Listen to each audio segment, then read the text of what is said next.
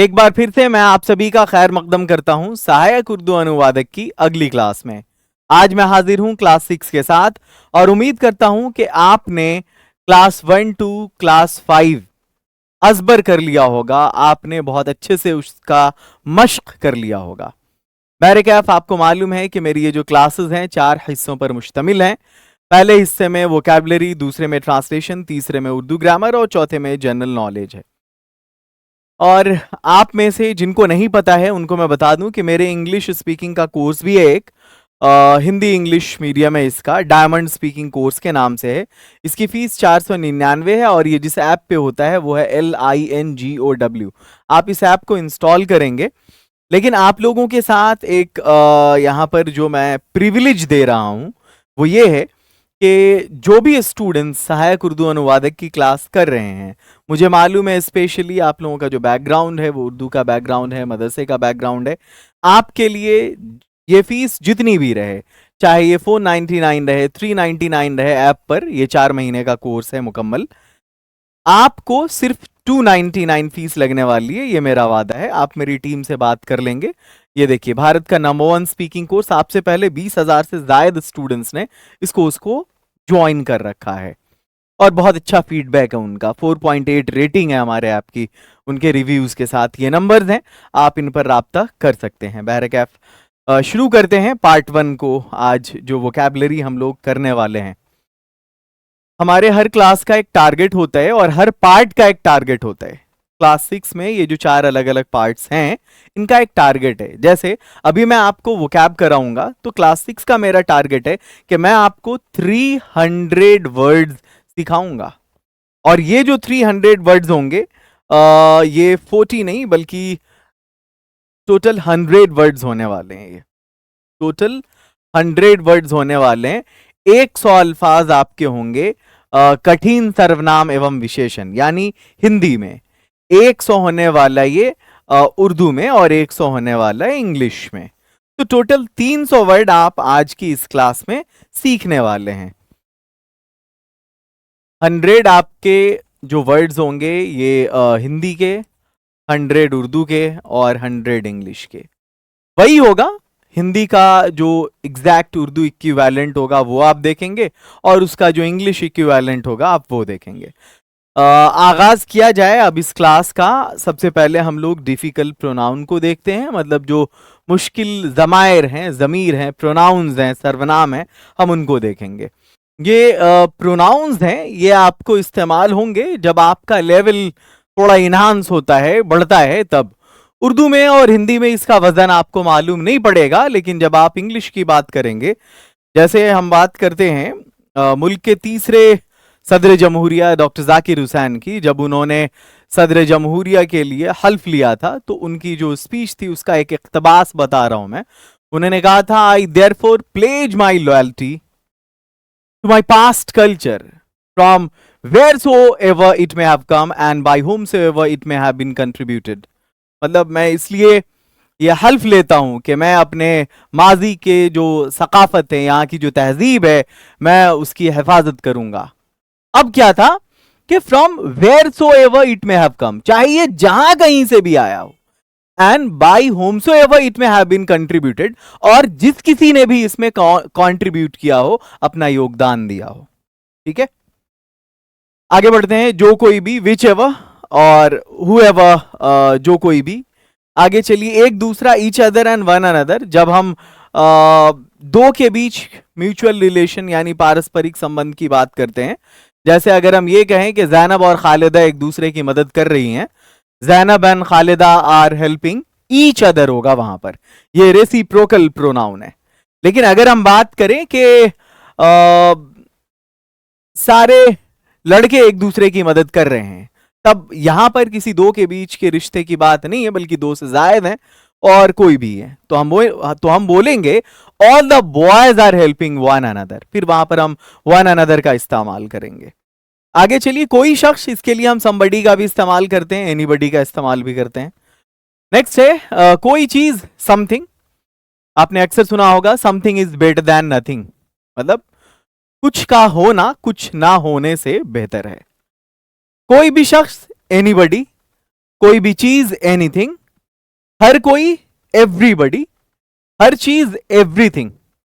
आपने सुना होगा एक मुहावरा अंग्रेजी में, कहा जाता है कि if you lost your wealth you lost nothing. अगर आपने अपना धन खोया है, अगर आपने अपना माल खोया है तो कुछ नहीं खोया। If you lost your health you lost something. अगर आपने अपनी सेहत खोई है तो आपने कुछ खोया है। And if you lost your character you lost everything. अगर आपने अपना किरदार खोया तो गोया कि आपने अपना सब कुछ खो दिया। तो मैं इन इन इन इन प्रोनाउंस को, जो ये डिफिकल्ट प्रोनाउंस हैं आपकी जो रोजमर्रा की जिंदगी है, मैं उसमें एग्जाम्पल के जरिए मिसाल देकर समझाने की कोशिश भी कर रहा हूं। आगे है कोई नहीं, नोबडी, कुछ भी नहीं, नथिंग, और कई है तो यहां पर सेवरल, अनेक। ठीक है, आगे चलो। मुझे नहीं लगता है कि इसमें यहां पर कुछ इसका इक्विवेलेंट जानने की जरूरत है। हाँ, अगर हम इसके इंग्लिश की बात करेंगे तो फिर यहां पर ये काम आ सकता है, वैसे भी ये मेंस में आपको काम आएगा। लेकिन हिंदी और उर्दू इक्विवेलेंट में मुझे ऐसा कुछ भी नहीं दिख रहा जो यहां पर चेंज हो रहा हो। इसलिए हम इसको आगे बढ़ जाएंगे, इसको स्किप करेंगे हम। अब हम डिफिकल्ट एडजेक्टिव की तरफ आते हैं। एडजेक्टिव आप जानते हैं कि हम सिफत को कहते हैं उर्दू में, ठीक है। और अगर हम इसकी बात करें हिंदी में, तो हिंदी में इसको हम विशेषण कहते हैं। चलिए अब स्टार्ट करते हैं। आपके सामने जो वर्ड्स हैं, पहले हम उर्दू टू हिंदी देखेंगे, और आपको जो मैं एमसीक्यू देने वाला हूं, मल्टीपल चॉइस क्वेश्चंस, तो वहां भी मैं आपको उर्दू दूंगा और आपसे हिंदी पूछूंगा। मुनाफिक, पाखंडी को कहते हैं, जिसको आप हिपोक्रेट कहते हैं, ठीक है। कि किसी चीज को वो दो अलग अलग नजर से देखता हो, अपने लिए वो कोई और उसूल का तायन करता हो और सामने वाले को किसी और तराजू पे तौलता हो, ठीक है। आगे चलते हैं। आजिज कहते हैं विनम्र को, हम्बल को, है ना, जिसके अंदर इनकिसारी हो। आगे चलिए, जो थोड़ा झुका हुआ हो। नेक्स्ट, हसास, संवेद। झुका होने का ये मतलब नहीं है कि वो बूट ली करो, है ना, मतलब तलवा चाटने वाला, ऐसा नहीं, बल्कि वो सलाहियत होने के बावजूद अहल होने के बावजूद, लियाकत होने के बावजूद अगर उसके अंदर विनम्रता हो, उसको बोलते हैं हम ये आजिज या आजिजी। चलो, हसास कहते हैं संवेदनशील को, जिसको छोटी छोटी बातें भी हिट करती हो, लगती हो उसको। आरजी कहते हैं अस्थाई, टेम्पररी। कहते हैं ना, ये जो दुनिया है, यहाँ जो ये ठिकाना है ना, ये आरजी है, ये टेम्पररी है, ये परमानेंट नहीं है। और इंसान का क्या है कि इस टेम्पररी प्लेजर के लिए वो परमानेंटली प्लेजर से कॉम्प्रोमाइज करता है, उसको बार्टर करता है ना। आगे चलो। माकूल कहते हैं उचित को, रीजनेबल को। गुस्ताख कहते हैं अशिष्ट को, इंसोलेंट को। मैं इंग्लिश की तरफ आऊंगा। पेचीदा, जो मुश्किल हो, थोड़ा जटिल हो। मुकद्दस कहते हैं पवित्र को। आगे चलिए। गुमनाम कहते हैं जो अज्ञात है। आगे चलिए, नेक्स्ट है मुबहिम। मुबहिम कहते हैं वो चीज जो क्लियर नहीं हो, अस्पष्ट नहीं हो, ठीक है, वैग्यू हो, है ना। अब यहां पर इसका इंग्लिश देखते हैं। मुनाफिक, हिपोक्रेटिकल। आजिज, हम्बल। हसास, सेंसिटिव। आरजी, टेम्परेरी। माकूल, रीजनेबल। गुस्ताख, इंसोलेंट। पेचीदा, कॉम्प्लिकेटेड। मुकद्दस, सैक्रेड, होली, है ना। देयर आर अम्टीन वर्ड्स यहाँ पे। गुमनाम, एनोनिमस। मुबहिम, वैग्यू। आगे बढ़ते हैं। नेक्स्ट है मुस्तहिक, जो किसी चीज के लायक हो, योग्य हो, है ना, वो उसका असल हकदार हो, उसको बोलते हैं मुस्तहिक है, वो इसका योग्य है, जो उसको डिजर्व करता हो, डिजर्विंग, इंग्लिश में लिख दिया मैंने। मजाहिया, हास्यास्पद। अब जैसे आप अगर जो पैरोडी निगार हैं, अगर आप उनको सुनेंगे तो आपको समझ में आ जाएगा कि ह्यूमरस चीज क्या होती है, ठीक है। कुछ ऐसे राइटर्स होते हैं, अदीब होते हैं, जो अपनी राइटिंग्स में, अपने लेखन में ह्यूमर को या एडवेंचर को या ट्रैजिक चीजों को, इन चीजों को जगह देते हैं। तो ह्यूमर का मतलब है कि वो थोड़ी मजाहिया चीज हो, जिसको पढ़ के मजा आ जाए, लुत्फानंदोजी के लिए, एंटरटेनमेंट के लिए। एडवेंचरस, जिसमें हाँ कोई जोखिम भरी चीज हो। आगे चलिए। दूरंदेश कहते हैं जिसका जो दूर को देखता हो, जो विजनरी हो, है ना। सर सैयद अहमद खान, अल्लामा इकबाल, जिनके बारे में कहा जाता है मुस्तकबिल का शायर है। मीर तकी मीर माजी के शायर हैं। अकबर इलाहाबादी हाल के शायर हैं। और किसी ने कहा था अल्लामा इकबाल ये मुस्तकबिल के शायर हैं। मेहरबान कहते हैं कृपालु को, बेनीवोलेंट को, काइंड हार्टेड को। मोतदिल कहते हैं संतुलित हो, मतलब ना तो बहुत ज्यादा एक्स्ट्रावेजेंट बनो, खर्चीले बनो, और ना ही बखील बनो, है ना। इतदाल रखो हर चीज में, इतदाल में कामयाबी है। आगे चलो। मुफस्सिल कहते हैं किसी भी चीज का विस्तृत, एक्सपैंडेड। मुरव्वजा कहते हैं जो चीज प्रचलित हो। मुतजस्सिस कहते हैं जिज्ञासु को, जो किसी चीज को जानने की ख्वाहिश रखता हो। वो उनका अल्ताफ हुसैन हाली का शेर है ना, है जुस्तुजू के खूब से है खूब तर कहाँ। जुस्तुजू मतलब तलाश। साजगार अनुकूल। आगे चलिए। जो चीज कंड्यूसिव हो, जैसे ये माहौल यहाँ का मेरे लिए कंड्यूसिव है, मतलब साजगार है। नफीस कहते हैं उत्तम को, जो बहुत बढ़िया हो, उम्दा हो।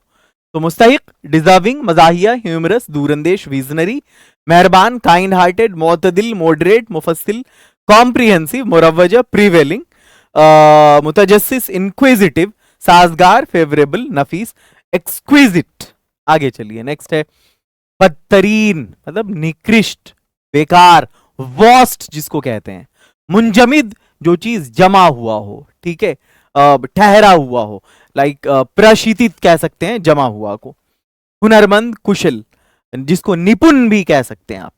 मयारी, मानकीकृत, जो बिल्कुल स्टैंडर्ड को मेंटेन करता हो, जैसे यहां ये इसका माना कि ये इसका स्टैंडर्ड है, वो उसको मेंटेन करे। आगे चलो। इनफिरादी कहते हैं व्यक्तिगत, जो जैसे वो कहते हैं ना कि man and society both are complement to each other, कि इंसान और ये मुआशरा दोनों के दोनों एक दूसरे, दोनों कॉम्प्लीमेंट है एक दूसरे का, दोनों एक दूसरे के पूरक हैं। इसके बिना उसका तस्वुर नहीं किया जा सकता, मतलब इंसान के बिना माशरे का तस्वुर नहीं किया जा सकता, और माशरे के बिना इंसान का तस्वुर नहीं किया जा सकता, ठीक है। या माशरे का होना मतलब माशरे की जो तश्कील है बिना इंसान के नामुमकिन है।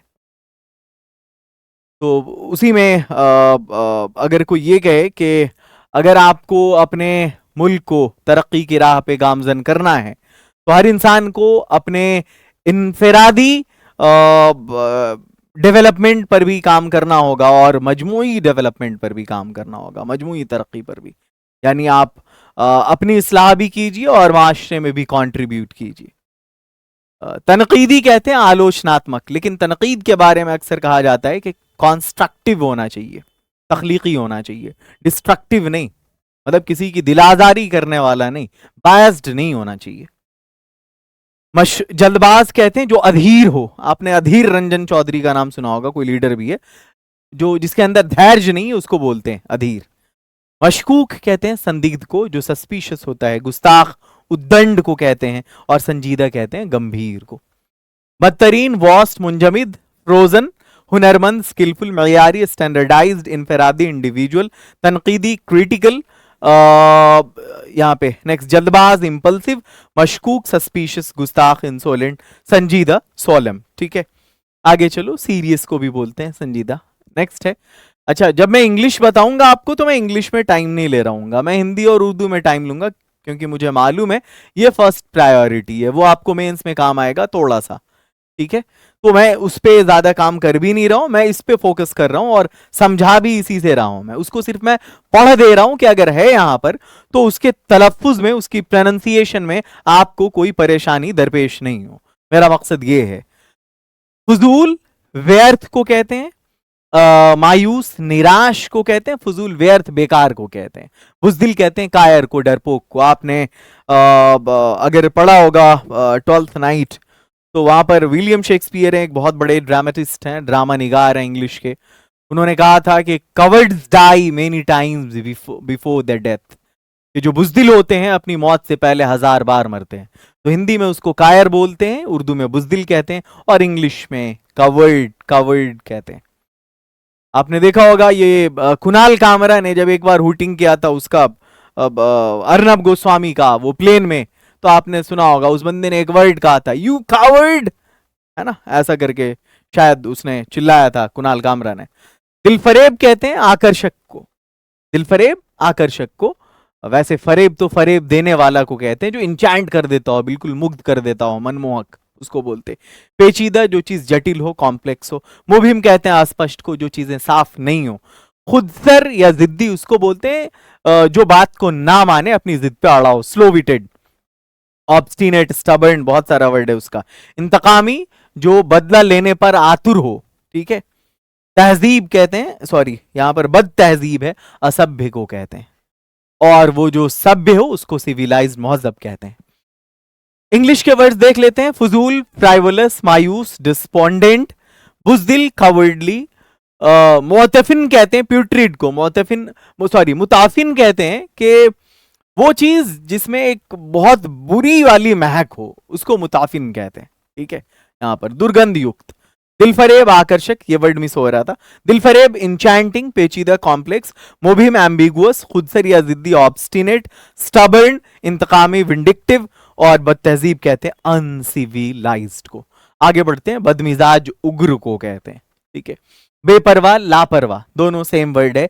बेहिस कहते हैं जिसके अंदर हिस नहीं हो। असंवेदनशील, जिसको जो स्टॉइक हो, बिल्कुल जिसको पेन और प्लेजर से कोई फर्क नहीं पड़ता हो, ठीक है। अब ना तो उसको दर्द से कोई फर्क पड़ता हो, मतलब ना उसको खुशी से कोई लेना देना हो। बाशऊर उसको बोलते हैं जो जागरूक हो। बावकार, जो गरिमामय हो, है ना। कम, बा के मानी वैसे जो है ना साथ के आते, बे के मानी बगैर के आते।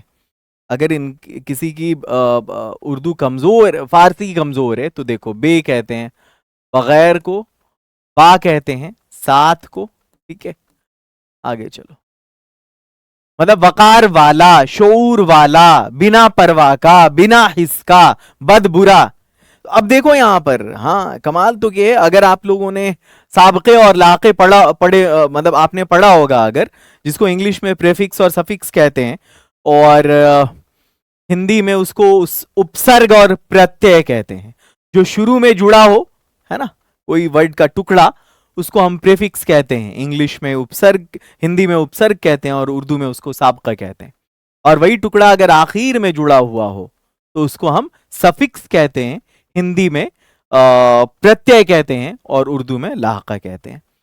तो ये जो आप देख रहे हैं ना, ये बद तहजीब, ये बद मिजाज, ये सब साबका है। बद, आगे वाला जो वर्ड है वो चेंज हो जाएगा, जैसे मिजाज चेंज हुआ, तहजीब चेंज हुआ। तो चलो, बेहिस, बाशूर, अब है बावकार, कम गो, कम बोलने वाला, लाइक मनमोहन सिंह, जिसको हिंदी में मितभाषी कहते हैं। क्या कहते हैं? मितभाषी या अल्पभाषी।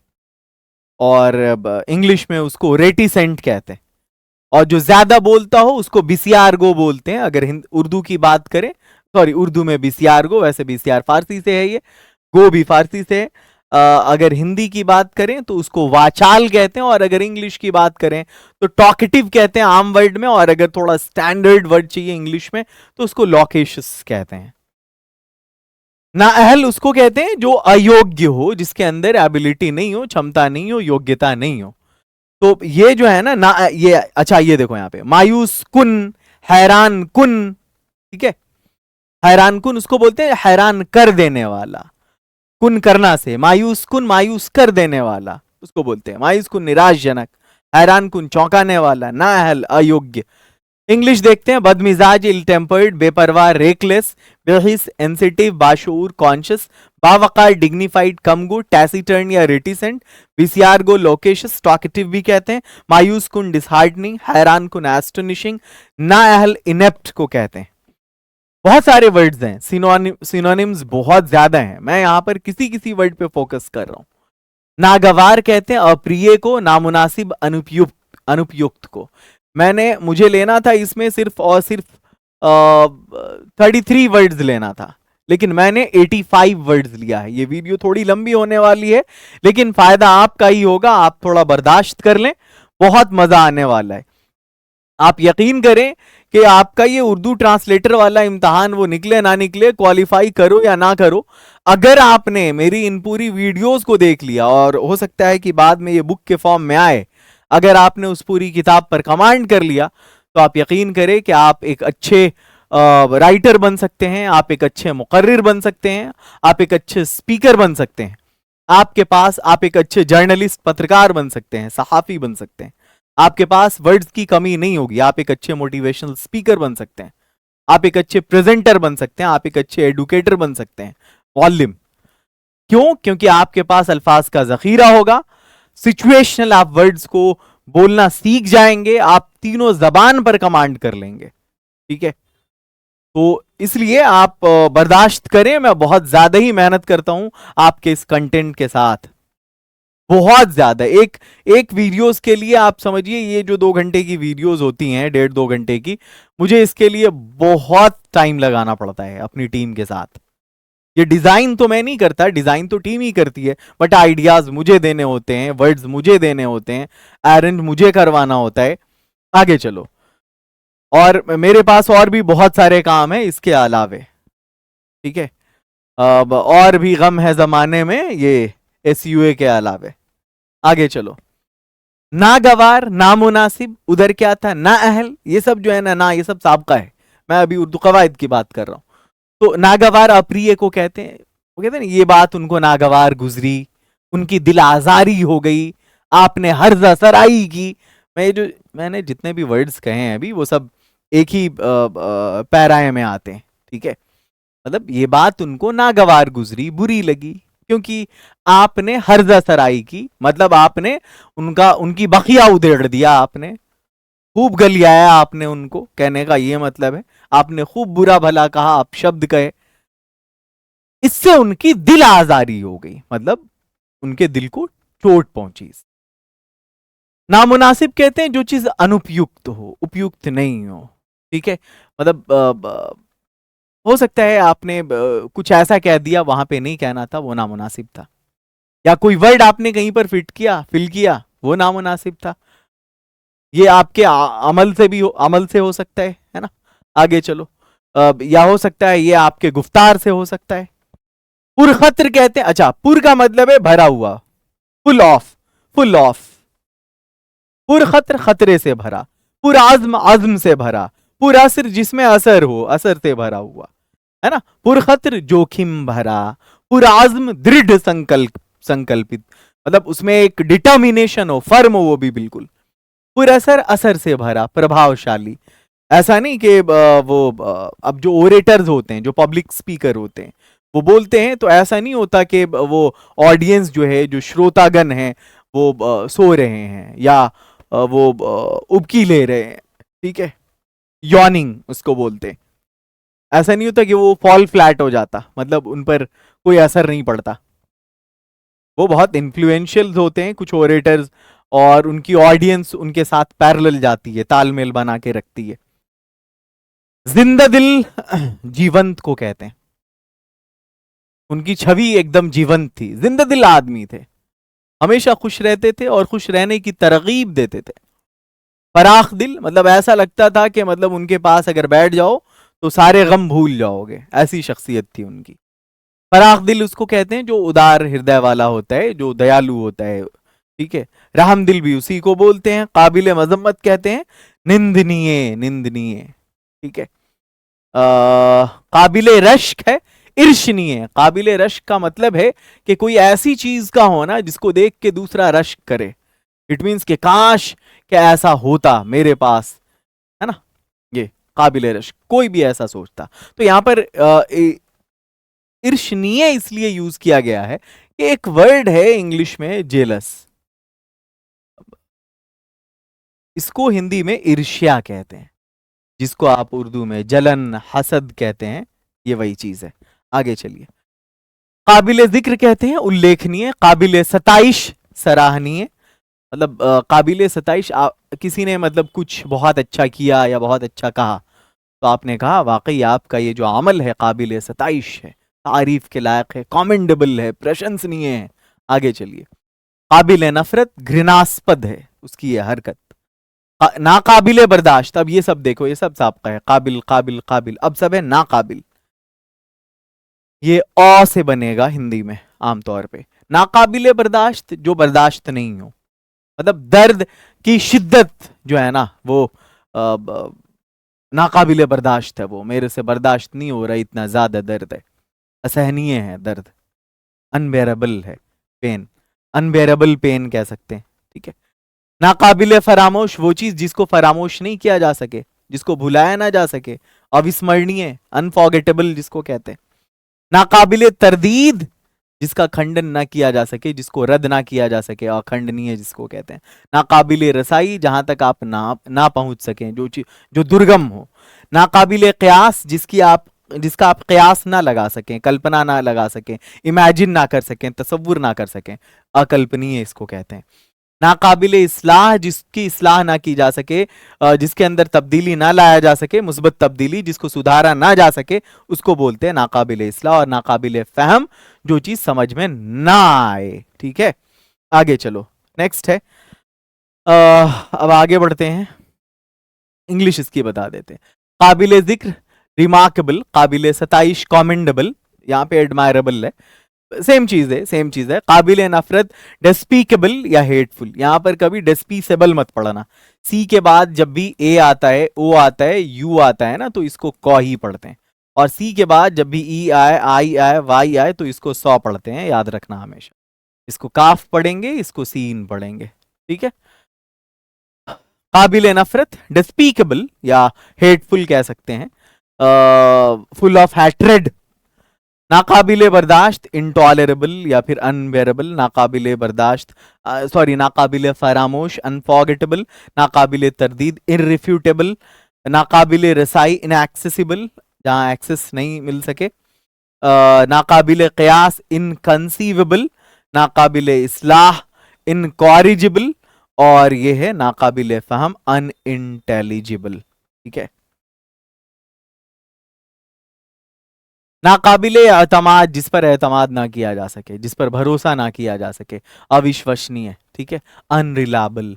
नाकाबिले बख्शिश, मतलब जिसको माफ ना किया जा सके, अक्षम्य। गैर मशरूत, बिना शर्त का, ठीक है। गैर यकीनी, अनिश्चित, जो निश्चित नहीं हो। गैर वाज़े, अस्पष्ट, जो अस्पष्ट नहीं हो। गैर मुतवक्को, मतलब अप्रत्याशित, जो एक्सपेक्ट हम नहीं कर रहे हो और वो हो जाए।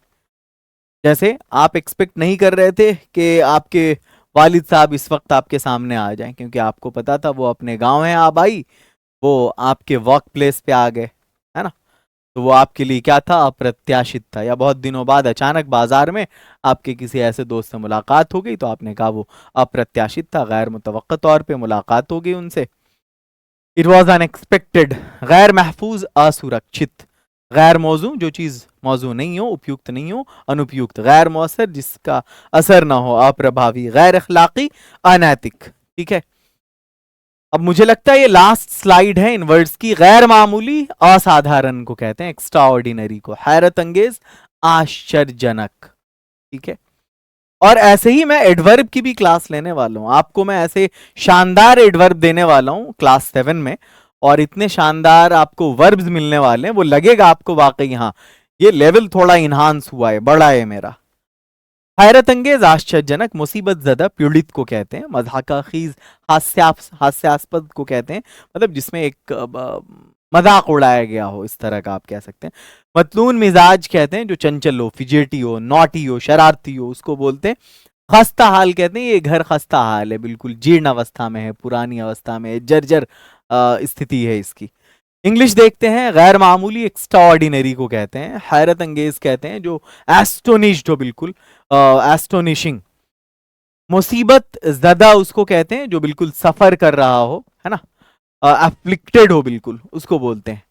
मज़हक़ाख़ीज़ कहते हैं रिडिकुलस को। मैंने एक और समझाया था आपको, एक था ह्यूमरस, तो ह्यूमरस में रिडिकुलस में थोड़ा फर्क है। ह्यूमरस वो जो आपको एंटरटेन करता हो, मजा देता हो। रिडिकुलस वो जो क्या बोलते हैं,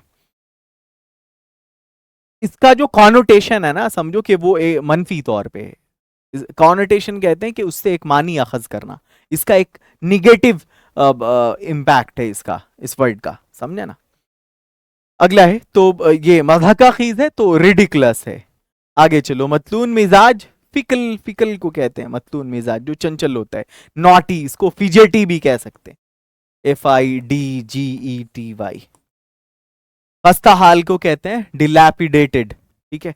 नेक्स्ट, ये कंप्लीट हो गया। और अब हम आएंगे हिंदी से उर्दू इस्तिलाहात की तरफ, जो अभी जो आपने देखा ऊपर में प्रोनाउन, ये हमें नहीं करना है, ठीक है, ये हमारा पहले ही कंप्लीट है। अब हम आगे बढ़ते हैं। नेक्स्ट, उर्दू से हिंदी इस्तिलाह की जानिब आते हैं। सबसे पहला क्वेश्चन आपके स्क्रीन के सामने, मुनाफिक। अब बताओ मुनाफिक किसको कहते हैं?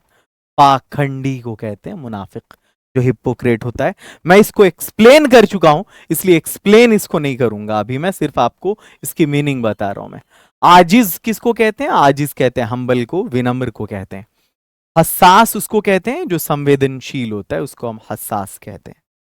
आरजी कहते हैं, आरजी जो अस्थायी तौर पर हो, टेम्पररी हो, ठीक है। और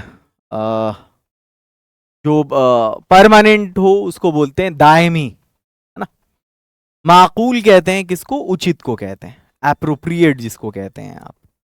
नेक्स्ट है गुस्ताख, गुस्ताख कहते हैं हम अशिष्ट को। जटिल किसको कहते हैं? जो चीज बहुत पेचीदा हो।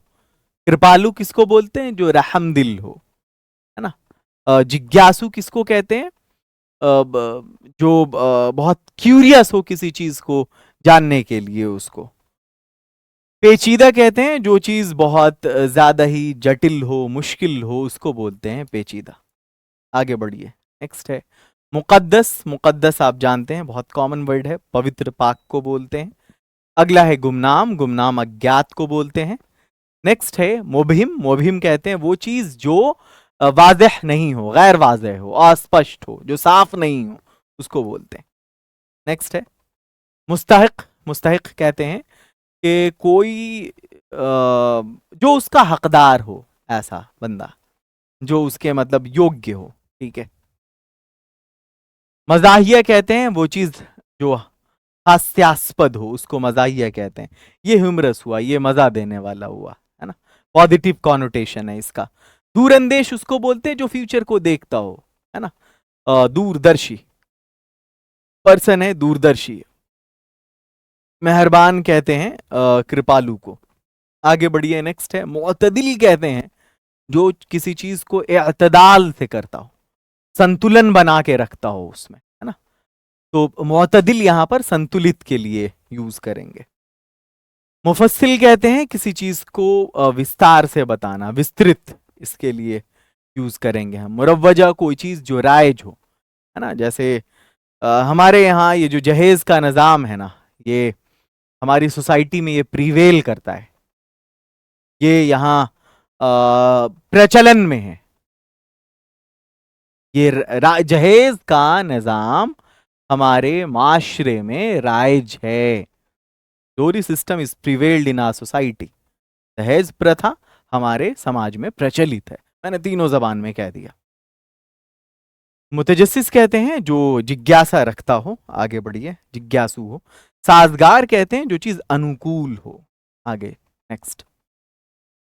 नफीस कहते हैं बहुत उत्तम, उत्तम।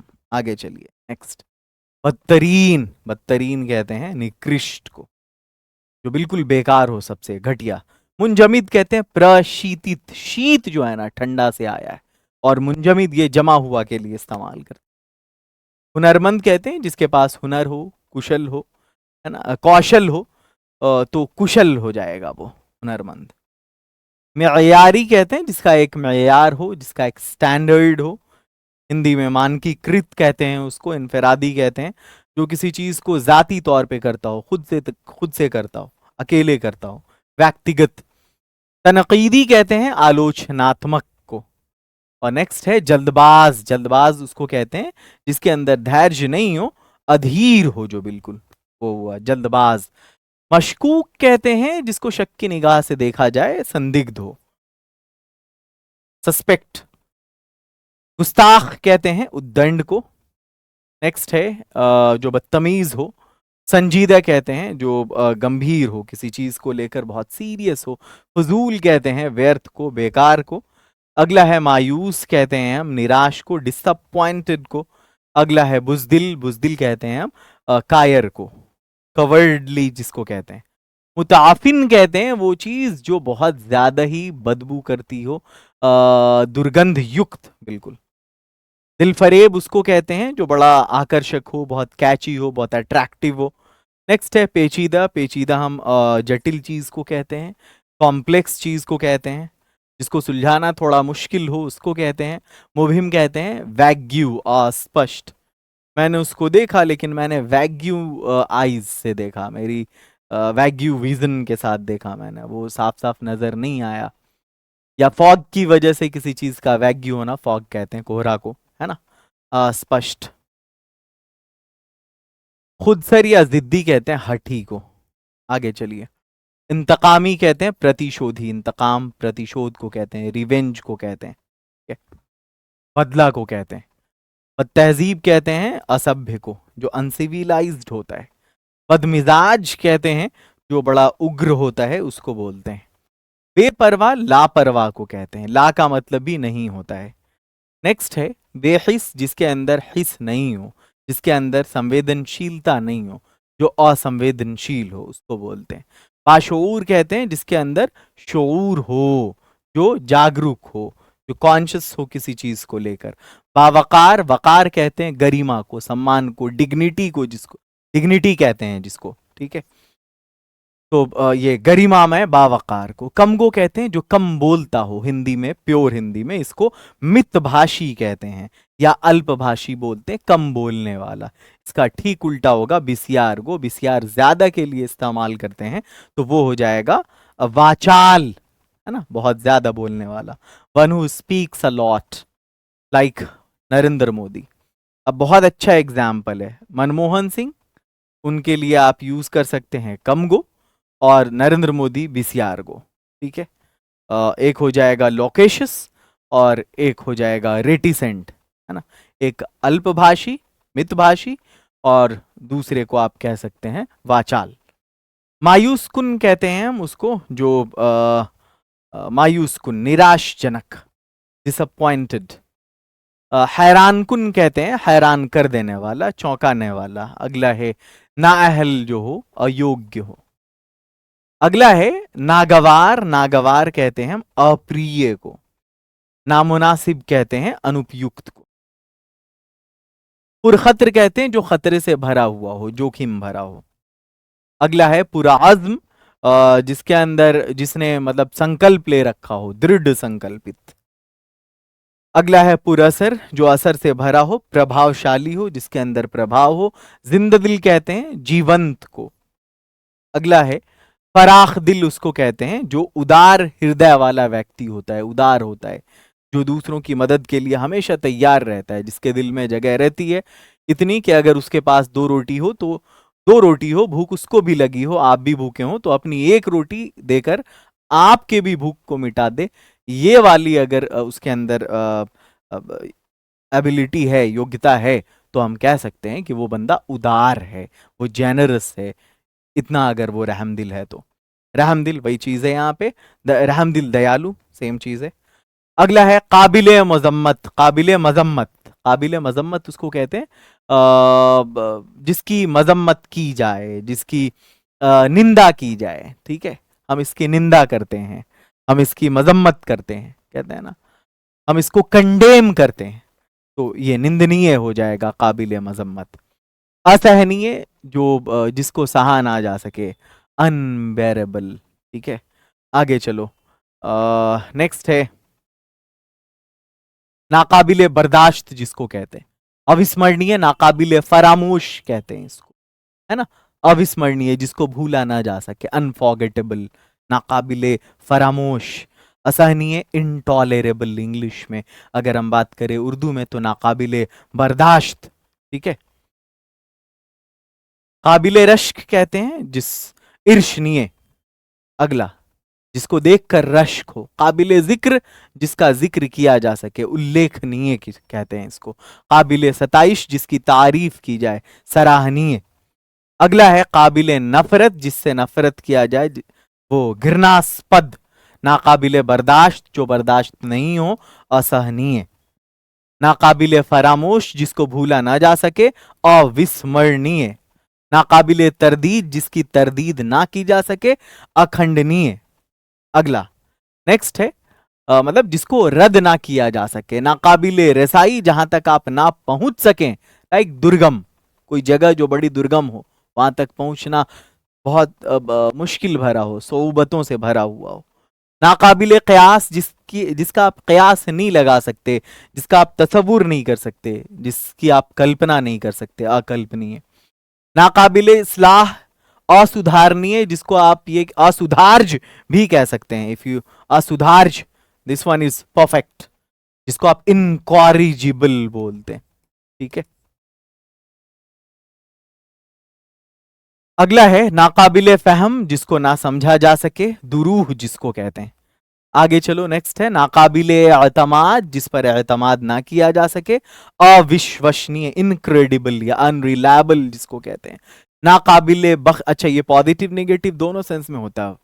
ऐसा शॉट मारा यूसुफ पठान ने, बिल्कुल यकीन नहीं हो रहा था, वो अनबिलीवेबल था, तब इनक्रेडिबल, अविश्वसनीय, पॉजिटिव कॉनोटेशन है इसका। और अविश्वसनीय, ये बंदा जो है विश्वास के लायक नहीं है, तो अनरिलायबल उसका नेगेटिव कॉनोटेशन है। इनक्रेडिबल इसका पॉजिटिव कॉनोटेशन है। नाकाबिले बख्शिश, ये कहते हैं अक्षम्य, जिसको माफ ना किया जा सके। गैर मशरूत कहते हैं बिना शर्त का। ठीक है, आगे है गैर यकीनी। गैर यकीनी कहते हैं हम इसमें गैर यकीनी, अनिश्चित, अनिश्चित। अगला गैर वाज़ह कहते हैं हम अस्पष्ट को। नेक्स्ट है गैर मुतवक्का। गैर मुतवक्का कहते हैं अप्रत्याशित को, मतलब अनएक्सपेक्टेबल, बिल्कुल अनएक्सपेक्टेड, बिल्कुल। गैर महफूज कहते हैं असुरक्षित को। गैर मौजू कहते हैं जो चीज अनुपयुक्त हो। और गैर मुअस्सर कहते हैं हम अप्रभावी को। नेक्स्ट है गैर अखलाकी, ये कहते हैं हम अनैतिक को। और अगला है गैर मामूली, ये हम असाधारण को कहते हैं। हैरत अंगेज कहते हैं आश्चर्यजनक को। और मुसीबत ज़दा कहते हैं हम पीड़ित को। अगला है मज़हका खीज। मज़हका खीज कहते हैं हम हास्यास्पद को, जिसको रिडिकुलस कहते हैं। मतलून मिजाज, आपसे मैंने पहले ही कहा, जो नटखट होता है, चंचल होता है, उसको कहते हैं। और खस्ता हाल, जैसे कहते हैं ये मकान खस्ता हाल में है, जर्जर स्थिति है इसकी, है ना। अब आपका ये पार्ट 1 मुकम्मल हो गया। हम यहाँ से पार्ट 2 स्टार्ट करते हैं। ये ट्रांसलेशन वाला हिस्सा है। आपके सामने है वसंत ऋतु, और ये हिंदी में है। इसको हम लोग उर्दू में ट्रांसलेट करेंगे। और ये जो तालीम निस्वा दिख रहा है आपको, इसको हम लोग हिंदी में ट्रांसलेट करेंगे। आगे बढ़ते हैं। वसंत ऋतु, इसको ट्रांसलेट किया जाए उर्दू में करेंगे। वसंत ऋतु को सबसे पहले आपको मैं बता दूं कि ये जो सीजन हैं, उसको पहले आप जान लीजिए, हिंदी में भी और उर्दू में भी। आपने हिंदी, उर्दू, इंग्लिश तीनों में जान लीजिए। आपने मौसम बहार का नाम सुना होगा। आपने मौसम खिज़ां का नाम सुना होगा।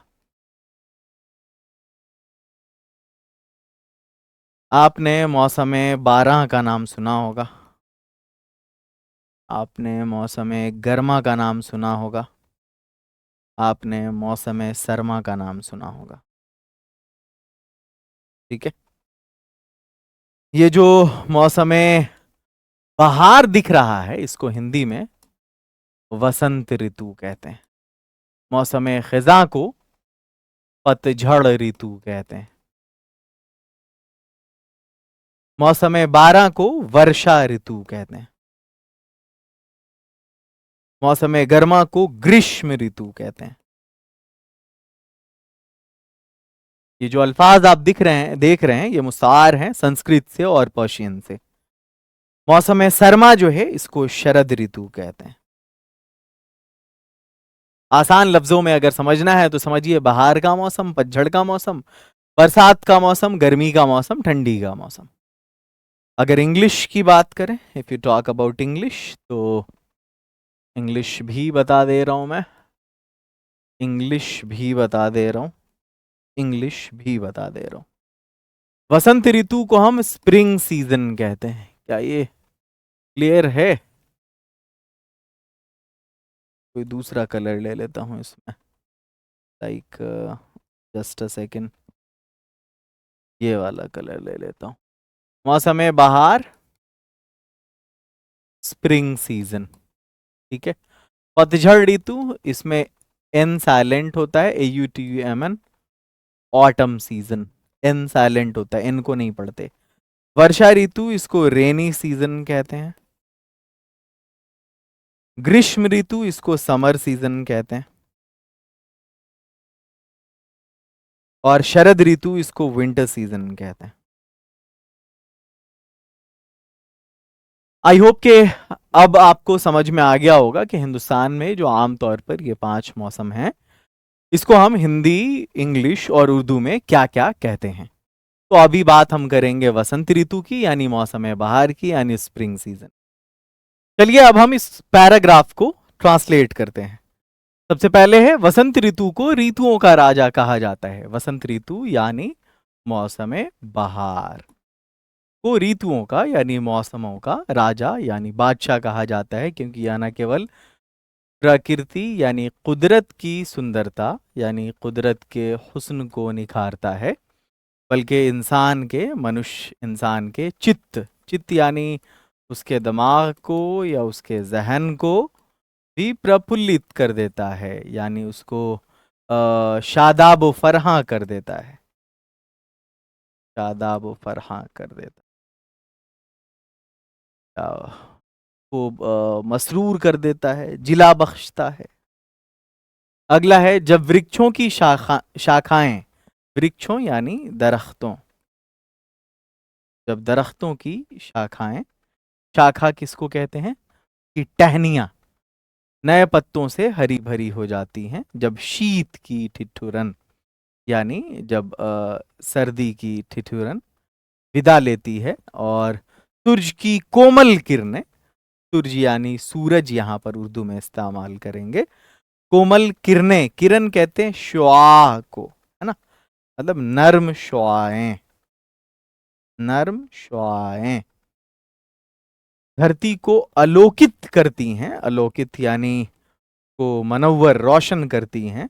जब आम के पेड़ों पर बौर खिलने लगते हैं, यानी उसके फूल जिसको आप मंजर कहते हैं, और खेतों में सरसों की सुनहरी चमक बिखर जाती है, तब समझ लीजिए कि वसंत का आगमन हो चुका है, उसकी आमद हो चुकी। इस मौसम में कोयल की मधुर आवाज यानी मधुर कहते हैं, मधुर आवाज यानी मीठी आवाज,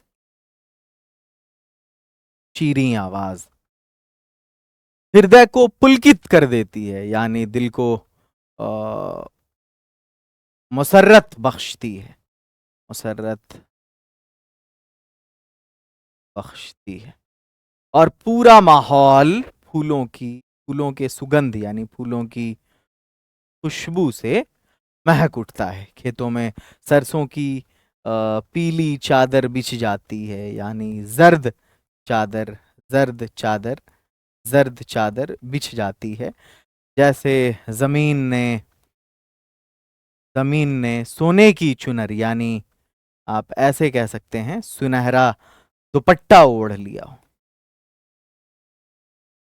इसी मौसम में हिंदू धर्म के अनुयायी यानी हिंदू मजहब के, यहाँ पर मजहब के अनुयायी कहते हैं पैरोकार को, ठीक है,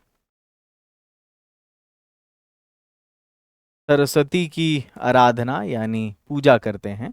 इस मौसम को प्रेम यानी मोहब्बत, उत्साह यानी जोशो खरोश कहते हैं, पुनर्जनन यानी इसको आप तख्लीक नौ कहिए, ठीक है, तख्लीक नौ, या आप तजदीद हयात भी यूज कर सकते हैं अगर आप स्टैंडर्ड वर्ड चाहते हैं तो। तजदीद हयात, इसी को पुनर्जनन कहते हैं। उर्वरता फर्टिलिटी यानी जरखेजी, जरखेजी।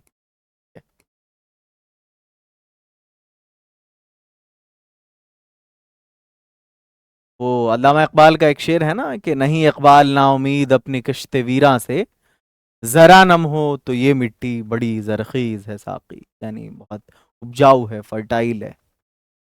समृद्धि कहते हैं खुशहाली को। का प्रतीक, प्रतीक कहते हैं अलामत को, अलामत को। वसंत ऋतु कवियों यानी शायरों और अदीबों, शायरों और अदीबों, अदीबों की कल्पनाओं का मौसम है। उनके तसव्वुरात का मौसम है। इसमें उनके उनका तसव्वुर जो है ना वो परवान चढ़ता है। निस्संदेह उसको निस्संदेह को कहते हैं हम बिलाशुबा। वसंत ऋतु यानी मौसम बहार केवल एक मौसम नहीं बल्कि एक आनंददायक अनुभूति है, यानी खुशनुमा एहसास है, खुशनुमा एहसास है जो जीवन में नई ऊर्जा का संचार करती है, जिंदगी में नई तवानाई का एहसास दिलाती है। तवानाई, तवानाई, तवानाई का एहसास। संक्षेप में मुख्तसरन, मुख्तसरन,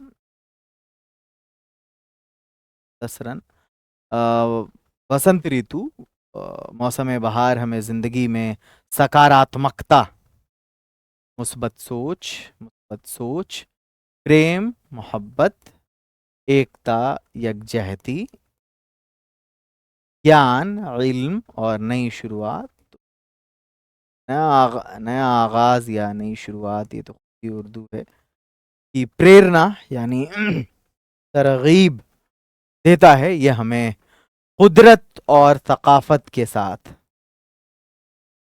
कुदरत और थकाफत के साथ जुड़े रहने का संदेश यानी पैगाम देता है। आई होप के माफ कीजिएगा, आई होप के अब आप इस पैसेज को उर्दू में बहुत अच्छे से ट्रांसलेट कर सकते हैं और आपको बड़ा मजा आएगा। मौसम बहार को मौसमों का बादशाह कहा जाता है क्योंकि यह न सिर्फ कुदरत के हुस्न को निखारता है बल्कि दिमाग को भी, इंसान के जहन को भी शादाबो फरहा कर देता, शादाबो फरहा कर देता है। जब दरख्तों की टहनियां नए पत्तों से हरी भरी हो जाती हैं, जब सर्दी की ठिठुरन विदा लेती हैं और सूरज की नर्म शुआएं जमीन को मनव्वर करती हैं, जब आम के पेड़ों पर फूल खिलते हैं और खेतों में सरसों की सुनहरी चमक बिखर जाती है, तब समझ लीजिए मौसम बहार की आमद हो चुकी। इस मौसम में कोयल की मीठी आवाज दिल को मुसर्रत बख्शती है और पूरा माहौल फूलों की खुशबू से महक उठता है। खेतों में सरसों की जर्द चादर बिछ जाती है जैसे जमीन ने सुनहरा दुपट्टा ओढ़ लिया हो। इसी मौसम में हिंदू मजहब के पैरोकार सरस्वती की पूजा करते हैं। इस मौसम को मोहब्बत, जोशो खरोश, तख्लीक नौ, दरखीजी और खुशहाली की अलामत माना जाता है। मौसम बहार शायरों और अदीबों के तसव्वुरात का मौसम है। बिलाशुबा मौसम बहार केवल एक मौसम नहीं बल्कि एक खुशनुमा एहसास है जो जिंदगी में तवानाई का एहसास पैदा करता है। मुख्तसरन मौसम बहार हमें जिंदगी में मुस्बत सोच, मोहब्बत, यकजहती, इल्म और नई शुरुआत की तरगीब देता है। यह हमें कुदरत और थकाफत के साथ जुड़े रहने का पैगाम देता है। चलिए अब हम इससे रिलेटेड कुछ क्वेश्चन करते हैं। सबसे पहला है, वसंत ऋतु को ऋतुओं का राजा कहा जाता है। वसंत ऋतु आप जान रहे हैं मौसम बहार को कहते हैं। वैसे आप मुझे चश्मे में इसलिए देख रहे हैं कि इससे आगे की रिकॉर्डिंग में कुछ प्रॉब्लम हो गई थी आंख में मेरे। वसंत ऋतु को ऋतुओं का राजा कहा जाता है। वसंत ऋतु यानी मौसम बहार और ऋतुओं का राजा यानी मौसमों का बादशाह, यानी मौसम बहार को मौसमों का बादशाह कहा जाता है। मौसम खिज़ां को मौसमों का बादशाह कहा जाता है, मौसम बहार को मौसमों का वजीर कहा जाता है, शहजादा कहा जाता है, मौसम बहार को मौसमों का बादशाह कहा जाता है। यह प्रकृति की सुंदरता को निखारता है। प्रकृति मैंने बताया था कुदरत, और ये जो सुंदरता है इसके लिए यहाँ पर हुस्न ज्यादा बढ़िया होगा खूबसूरती की बजाय। तो यह कुदरत के हुस्न को निखारता है, या कुदरत के हुस्न को या कुदरत की खूबसूरती को निखारता है, हुस्न को बनाता है, हुस्न को बढ़ाता है, हुस्न को निखारता है। सूरज की कोमल किरणें, सूरज की कोमल किरणें धरती को अलोकित करती हैं। यहां पर कोमल किरणों के लिए हम यूज करेंगे नर्म शुआएं, नर्म शुआएं। ठीक है, सूरज की नर्म किरणें, किरण वैसे इस्तेमाल करते हैं हम उर्दू में भी। मुझे लग रहा है ऑप्शन में यहाँ पर शुआएं मैंने नहीं दिया था। सूरज की नरम किरणें जमीन को जगमगाती हूँ या हैं, जो भी हो, फिर भी ये अप्रोप्रिएट नहीं लग रहा है। सूरज की नरम किरणें जमीन को चमकाती हैं, नरम किरणें जमीन को रोशन करती हैं, ये होगा।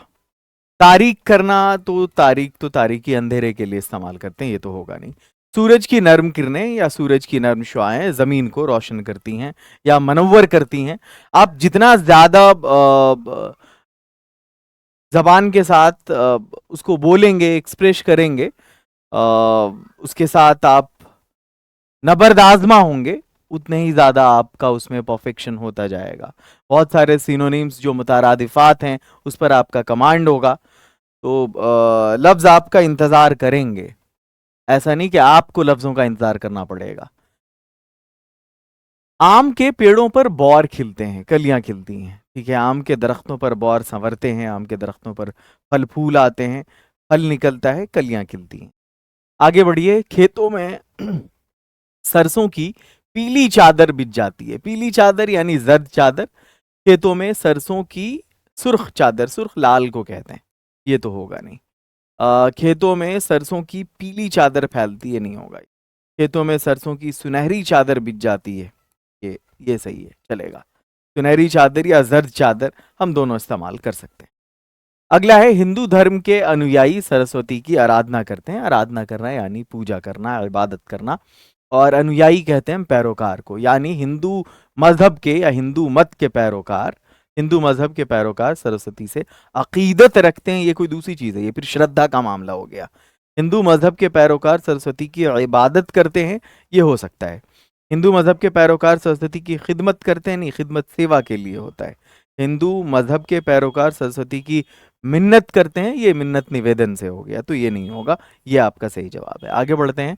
इस ऋतु को, इस मौसम को मोहब्बत और खुशहाली की अलामत माना जाता है। मोहब्बत और खुशहाली की अलामत, चलेगा। तरक्की और दौलत की निशानी, यकजहती और खुशहाली का निशान, मोहब्बत और तरक्की की अलामत नहीं, मोहब्बत और खुशहाली। आगे चलिए। यहां पर अगर ये यकजहती है तो फिर एकता होना चाहिए था। यहां पर अगर तरक्की है तो प्रगति होना चाहिए था, या उन्नति होना चाहिए था, विकास होना चाहिए था। वसंत ऋतु कवियों की कल्पनाओं का मौसम है। कल्पना यानी तसव्वुर, तसव्वुरात हो जाएगा। यानी मौसम बहार शायरों के तसव्वुरात का मौसम है। मौसम बहार शायरों के इख्तियार का, तसव्वुरात का मौसम है, चलेगा।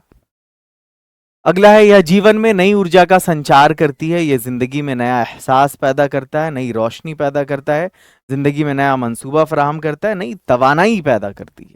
ऊर्जा तवानाई को कहते हैं। यह हमें नई शुरुआत की प्रेरणा देता है, यानी तरगीब देता है। यह हमें नई शुरुआत की तहरीक देता है, तरगीब देता है, हमें नई इब्तिदा की तहरीक देता है, हौसला देता है, नहीं। अब हम उर्दू से हिंदी तर्जुमे की तरफ बढ़ेंगे, लेकिन उससे पहले यहाँ जो आपको ये इससे दिख रहा है, ये मजमून दिख रहा है, पहले इस मजमून को मुकम्मल तौर पर हम हिंदी में ट्रांसलेट करते हैं।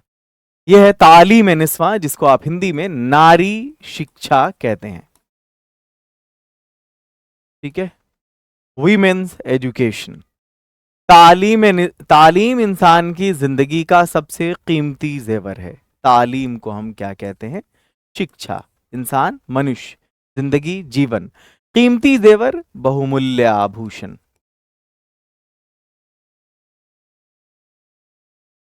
ये वो रोशनी है जो जहालत के ये वो प्रकाश, रोशनी के लिए हम प्रकाश यूज कर सकते हैं, किरण यूज कर सकते हैं, डिपेंड करता है हमारा सेंटेंस कैसा है।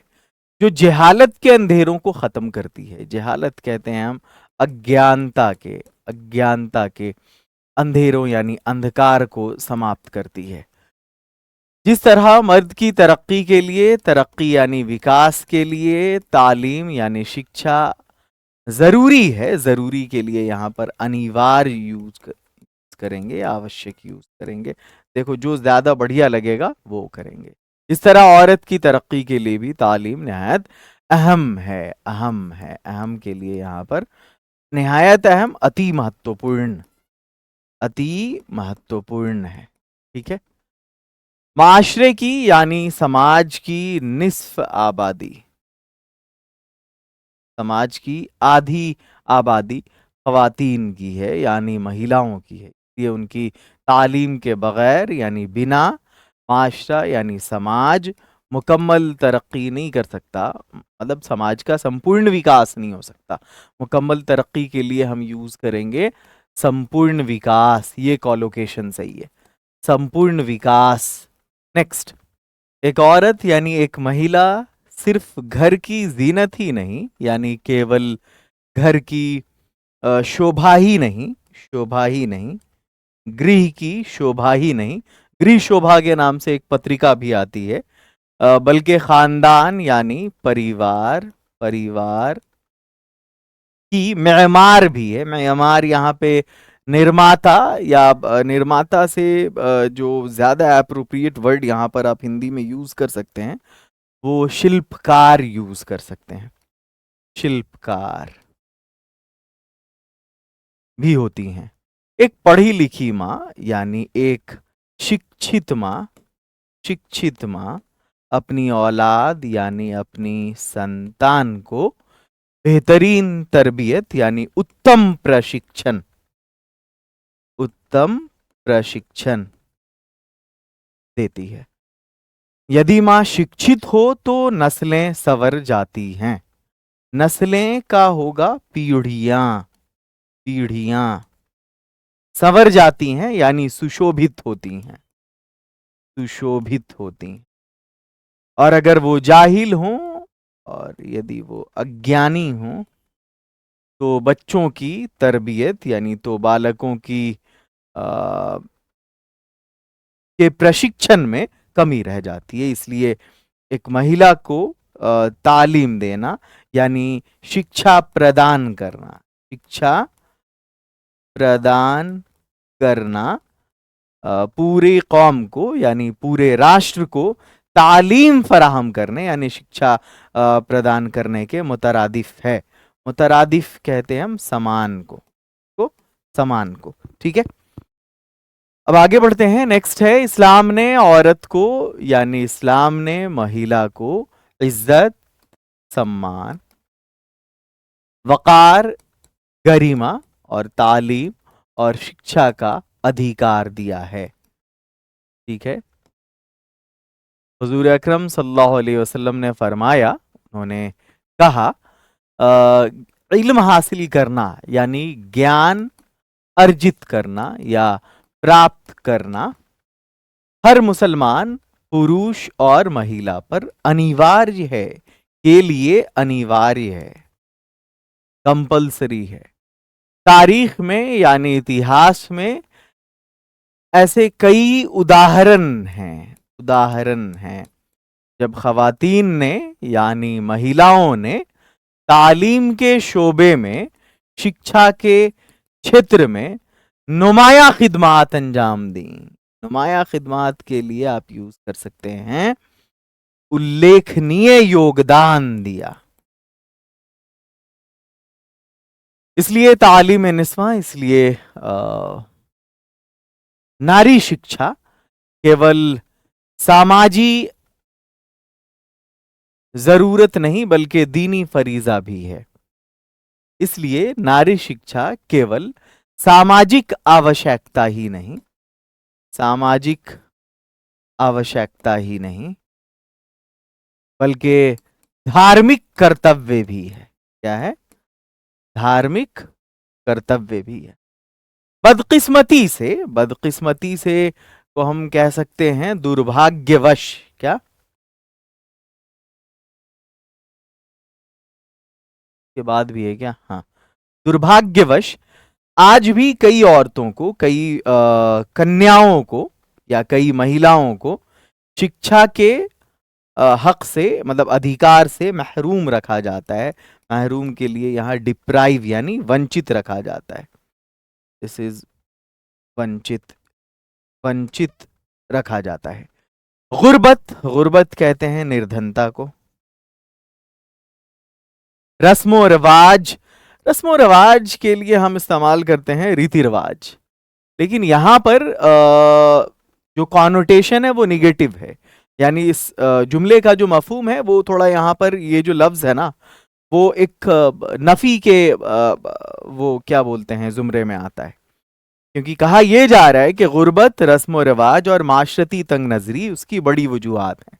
ये एक नेगेटिव कॉनोटेशन है।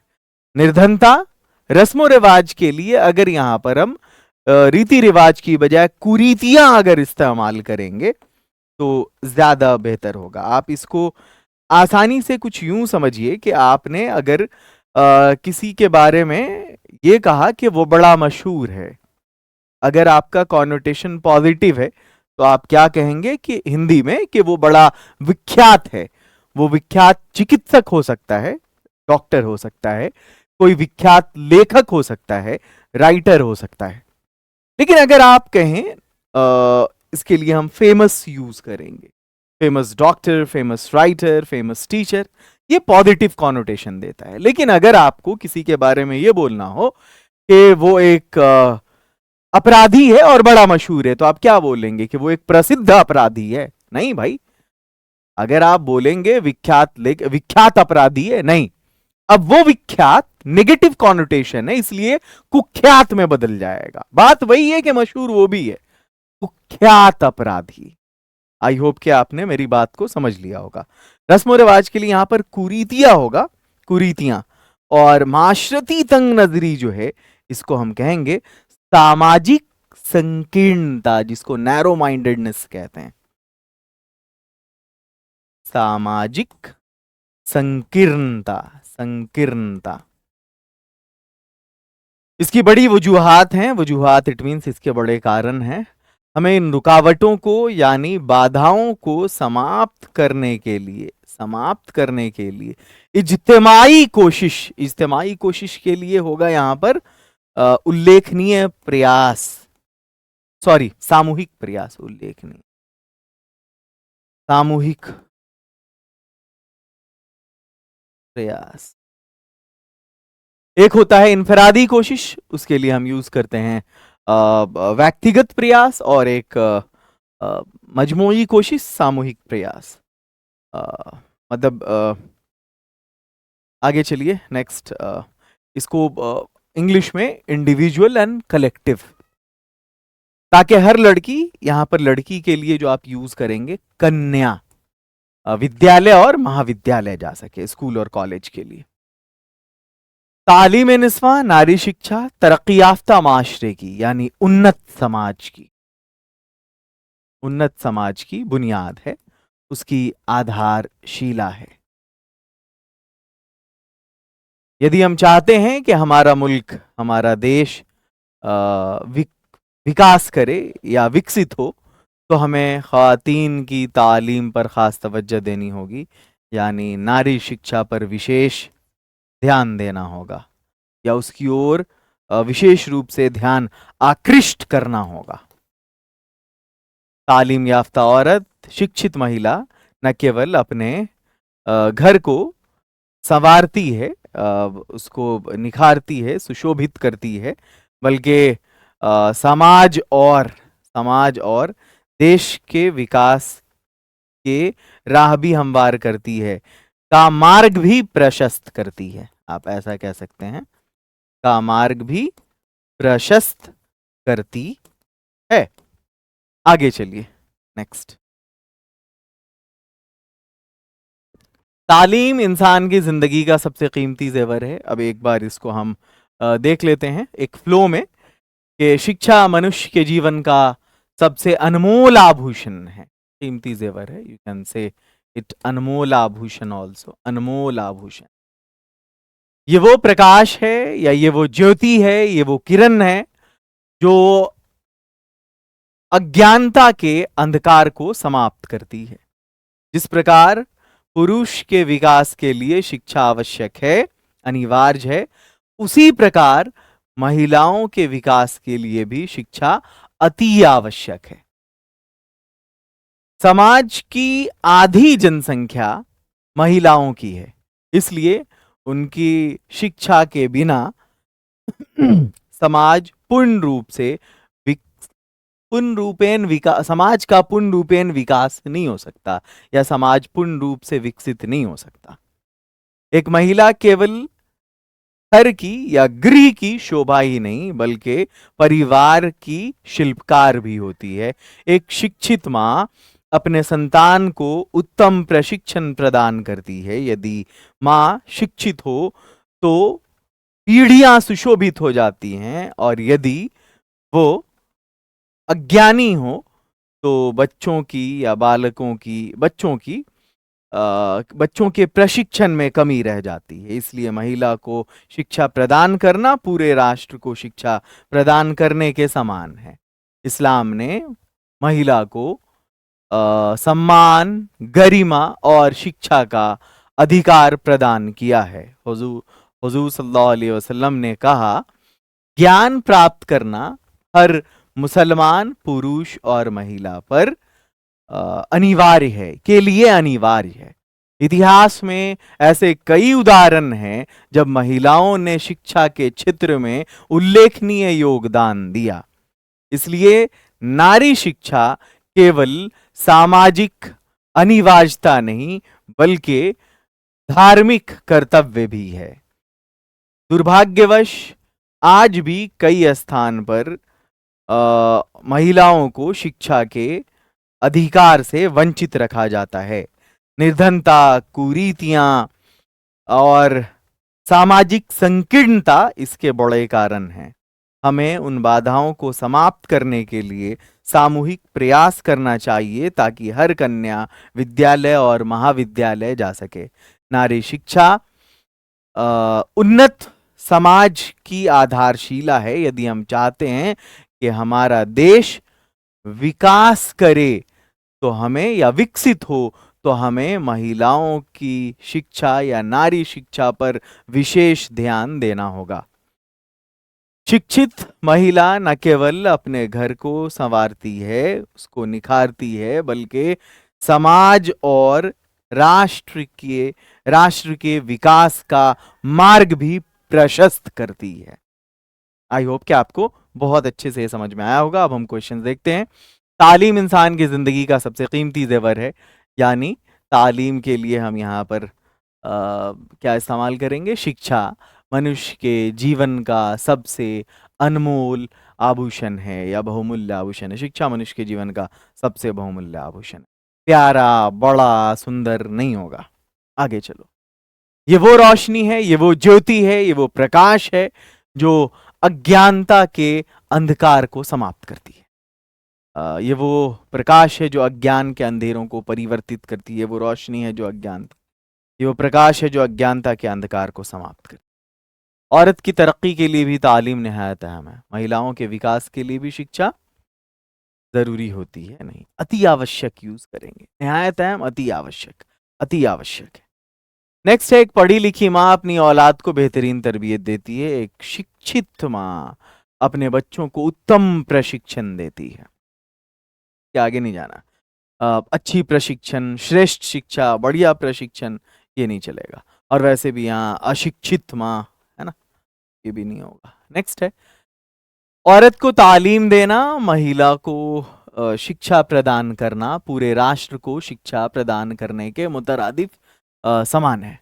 महिला को शिक्षा प्रदान करना समाज को शिक्षा देने के समान है। शिक्षा प्रदान करना पूरे क्षेत्र को शिक्षा देने के समान है, पूरे गांव को शिक्षा देने के समान है। यहाँ पर क्या है? पूरे कौम को यानी पूरे राष्ट्र को शिक्षा देने के समान। इसमें से कोई जवाब नहीं होगा। यहाँ है समाज को, क्षेत्र को, गांव को, राष्ट्र को। यहीं से ये डिफरेंस समझ में आ रहा है। इस्लाम ने औरत को इज्जत, वकार और तालीम का हक दिया है।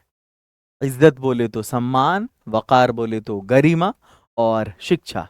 सम्मान, गरिमा और शिक्षा। सम्मान, स्वतंत्रता और शिक्षा। सम्मान, गरिमा और शिक्षा। ये लग रहा है जवाब होगा। सम्मान, मान और स्वतंत्रता, ये नहीं होगा। स्वतंत्रता, गरिमा और शिक्षा नहीं, ये होगा। सम्मान, गरिमा और शिक्षा का अधिकार दिया। इल्म हासिल करना हर मुसलमान मर्द और औरत पर फर्ज है, यानी ज्ञान प्राप्त करना हर मुस्लिम पुरुष और महिला के लिए अनिवार्य है। आगे बढ़िए। तालीम निस्वा यानी नारी शिक्षा केवल सामाजिक आवश्यकता नहीं बल्कि धार्मिक कर्तव्य भी है। नारी शिक्षा सांस्कृतिक आवश्यकता, सामाजिक आवश्यकता नहीं बल्कि धार्मिक कर्तव्य। This one is right. Next है गुर्बत और रस्म रिवाज की अहम वजूहात हैं, यानी निर्धनता और परंपराएं या रीति रिवाज। स्वाधीनता तो गुलामी को कहते हैं, ये तो ऐसे भी नहीं होगा। परंपराएं भी अप्रोप्रिएट नहीं लग रहा है, ये भी नहीं होगा।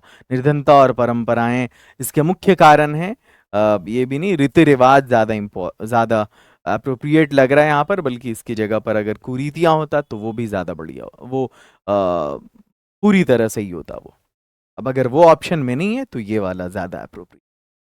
तालीम याफ्ता औरत मुल्क की तरक्की की, जैसे आप लोगों ने अगर मोडाल्स पढ़ा होगा इंग्लिश ग्रामर में, तो आपको पता होगा कि ये जो शुड है या ये जो मस्ट है या ये जो आउट टू है ना, ये एक दूसरे की जगह पर मुस्तमिल है, इस्तेमाल होता रहता है।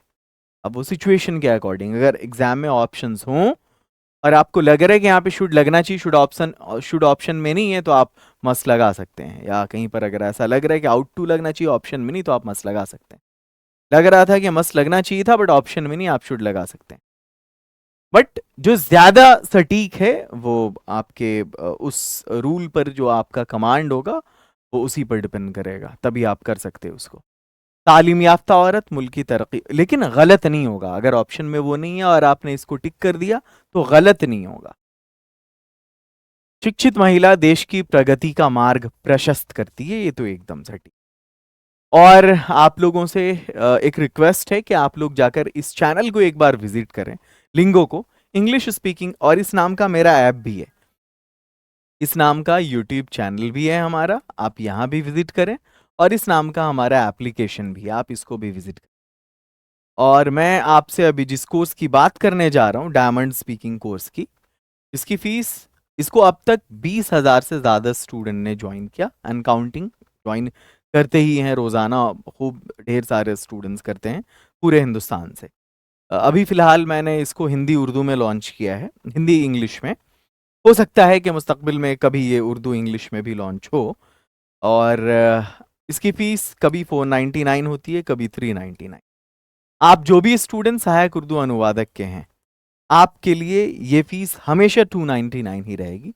आप जब चाहें एडमिशन लें। वो आपने सुना होगा, एक मुहावरा है सोने पर सुहागा, जिसको आप आइसिंग ऑन द केक भी कहते हैं इंग्लिश में। आइसिंग ऑन द केक, या इसके लिए एक और मुहावरा आप इस्तेमाल कर सकते हैं इंग्लिश में, चेरी ऑन द टॉप।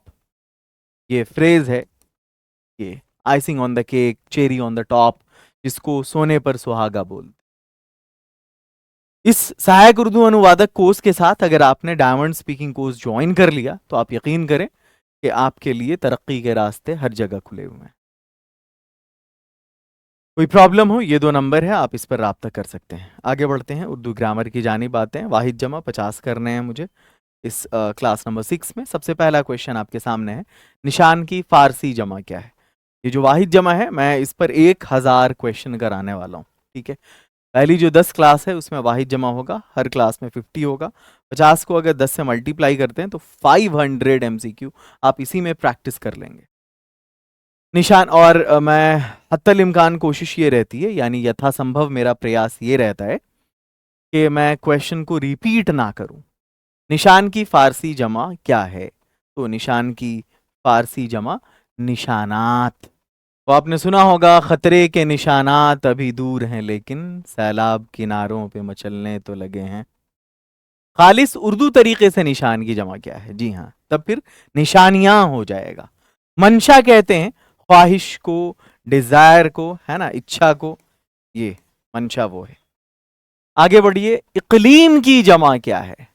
आपने अक्सर सुना होगा कि फारसी और अरबी अगर आपने थोड़ा भी पढ़ा होगा तो आपकी उर्दू में ना चार चांद लग जाएगा। अ, आपने अक्सर सुना होगा कि अ, इन दिनों वो हवाओं में है। ये भी एक मुहावरा ही है, हवाओं में होना, इट मीन्स बहुत खुश होना। मतलब उसको हफ्त इकलीम की दौलत मिल गई है। हफ्त इकलीम अब यहाँ पर क्या है? ये कॉलोकेशन है।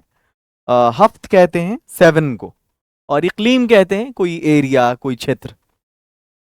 इसको इस तरह से आप समझें, ये फारसी जबान में ज्यादा इस्तेमाल होता है इसका।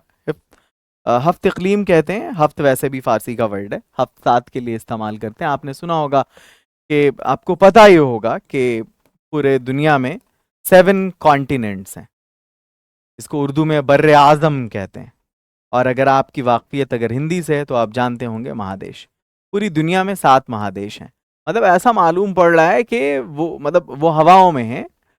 यूं मालूम पड़ रहा है कि जैसे उसको सातों जहान की दौलत मिल गई हो, इसका ये मतलब है, हफ्त इकलीम का मतलब है ना।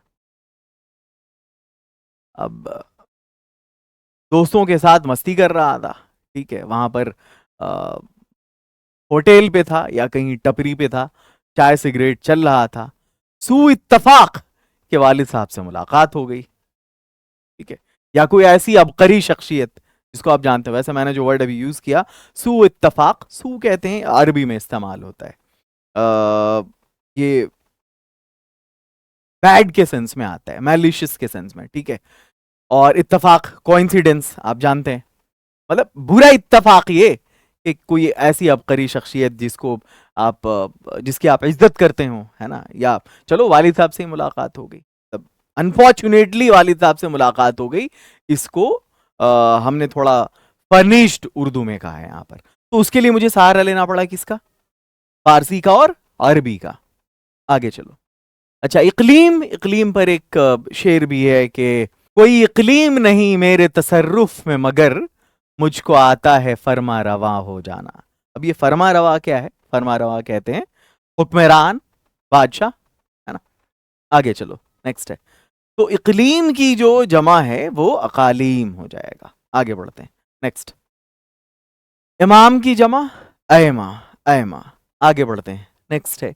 अब की जमा आबा, कहते हैं ना आबाओ अजदाद। उनके आबाओ अजदाद बुखारा से हिजरत करके हिंदुस्तान आए थे, तब बड़े उनके। आगे चलिए, ये अभी, ये या इस्तेमाल होता है अरबी में, ये मैं की तरफ इशारा करता है, पोजीशन के लिए, मेरा। अभी, अभी, अभी यानी मेरे फादर, मेरे फादर, माई फादर अभी। अबू का तुम्हारे फादर, अबू हूं उसके फादर, ठीक है। अबू ना हम सब के फादर। नेक्स्ट, उम्मत का उमम हो जाएगा। आगे नेक्स्ट है, अब यहां मतलून है, मतलून कहते हैं जो नटखट हो, ठीक है। नेक्स्ट, आफत, आफात। उफ्ताद कहते हैं एक मुसीबत, परेशानी, मुश्किल, उफ्ताद आ पड़ा, है ना। आफत की अरबी जमा आफात हो जाएगा। नेक्स्ट है, आफत की उर्दू जमा आफतें। नेक्स्ट, बुखार की फारसी जमा क्या है? बुखार का बुखारात। और ये बुखारा एक जगह है, आपको मालूम है। बुखारी तो आप जानते ही हैं, वो जो सहाय सित्ता है उसमें से जो सबसे मुस्तनद अहादीस मानी जाती हैं, ये पूरी 6, है ना। आपको मालूम होगा, सही बुखारी, सही मुस्लिम, मुस्नद अहमद, इब्न माजा, अबू दाऊद, नसाई, है ना। ये जो 6 हैं इनको सहाय सित्ता कहा जाता है। बहर कहते हैं समंदर को, आपको मालूम होना चाहिए, बहर हो, शजर हो, बर्ग हो, ये सब बहर समंदर के लिए इस्तेमाल करते हैं, शजर दरख्त के लिए इस्तेमाल करते हैं, बर्ग पत्ते के लिए इस्तेमाल करते हैं। नेक्स्ट, बर्क बिजली के लिए इस्तेमाल करते हैं। बहर के लिए बुहूर, तलफ्फुज भी सीखिए। आगे बढ़ते हैं, नेक्स्ट। अमर कहते हैं, अमर का उमूर हो जाएगा। नेक्स्ट, अमीर, अमीर के लिए उमरा। आगे, इख्तिरा कहते हैं, ये बड़ा कॉमन वर्ड है, आजकल इस्तेमाल होता है, अरबी में इस्तेमाल करते हैं इसको, और अगर इंग्लिश में बात करें तो जिसको आप इनोवेशन कहते हैं, मतलब किसी ऐसी चीज का इजाद करना जो पहले से ना हो। इन्वेंशन से थोड़ा सा अलग है ये इनोवेशन, मतलब किसी चीज का इन्वेंशन होना मतलब उसका इजाद होना, लेकिन उसमें भी कुछ नई चीज, एक नए अप्रोच को लाना, ये इनोवेशन कहलाता है, जिसको हिंदी में हम नवाचार भी कहते हैं। ठीक है, इख्तिरात होगा यहां पर। इशारा की जमा क्या है? इशारात। आगे बढ़िए, साबित की जमा क्या है? साबित की, साबित की सवाबित। असबात कहते हैं वो हाँ में हाँ बोलना, जैसे उसने असबात में सर हिलाया, इट मीन्स उसने हाँ कहा, उसने जो अपना सर नॉड किया, ठीक है, वो हाँ के लिए। सबूत प्रूफ को कहते हैं, और मुस्बत सकारात्मक पॉजिटिव को कहते हैं, सकारात्मक। ये सबूत को कहते हैं, सबूत बोले तो प्रूफ। असबात हाँ के लिए इस्तेमाल होता है, यस।